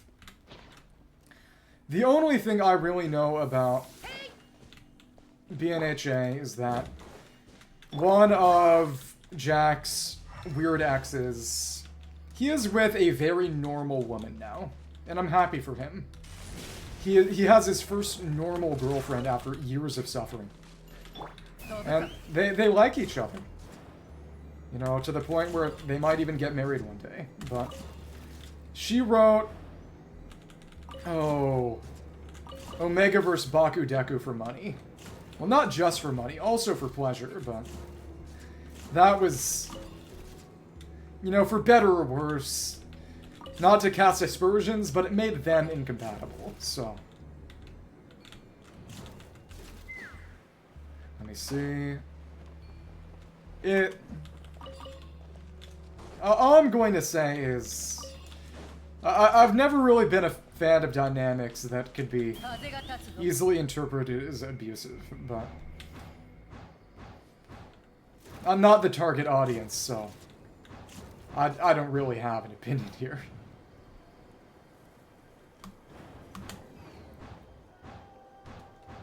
Okay, and yeah, maybe two or so more. I don't know. Yeah.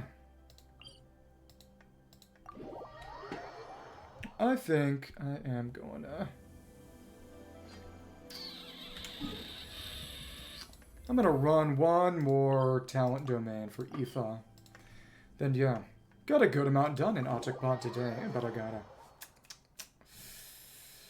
oh, go inside the mountain, go up top, and then do the city later. Ancient Sacred Mountain hopefully shouldn't take all that long, but we'll see what happens. I think I'll probably spend... there are two more events, Rhythm Ball Mesley and Quirky Quaking Arena. I think I'll probably do two more Genshin streams this patch cycle, and that's after that. That's when Fantasy Life picks up, and then we're going to get Elden Ring Night Reign, so that's also going to take up my time. Fair. The Baku Deku she wrote was abusive. At least from the AO3 descriptions I read, so.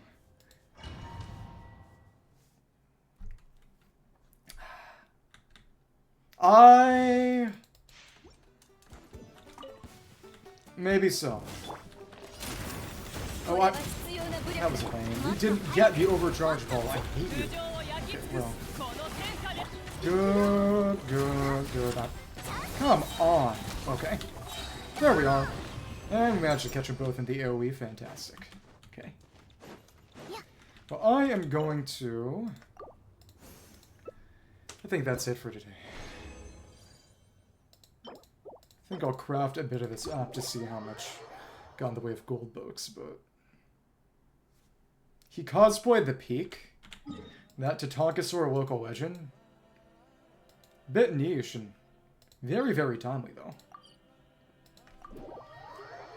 Interesting. Does he use his cane to pogo stick on people like in the DuckTales game? He should. Do this later. Well, okay. Send this through, and these are Escoofi's books. Can make a few more of these. And we need 15 more to get her to 999. In the end, Aoife uses the new boss, as in the new weekly boss, so I won't be able to get him all the way to 999, but whatever. Okay. Well, thank you everyone. Nice to meet new individuals today. I think I'm going to dip. I need to go fulfill my filial duties and argue with relatives at Easter today. See ya. Sayonara again.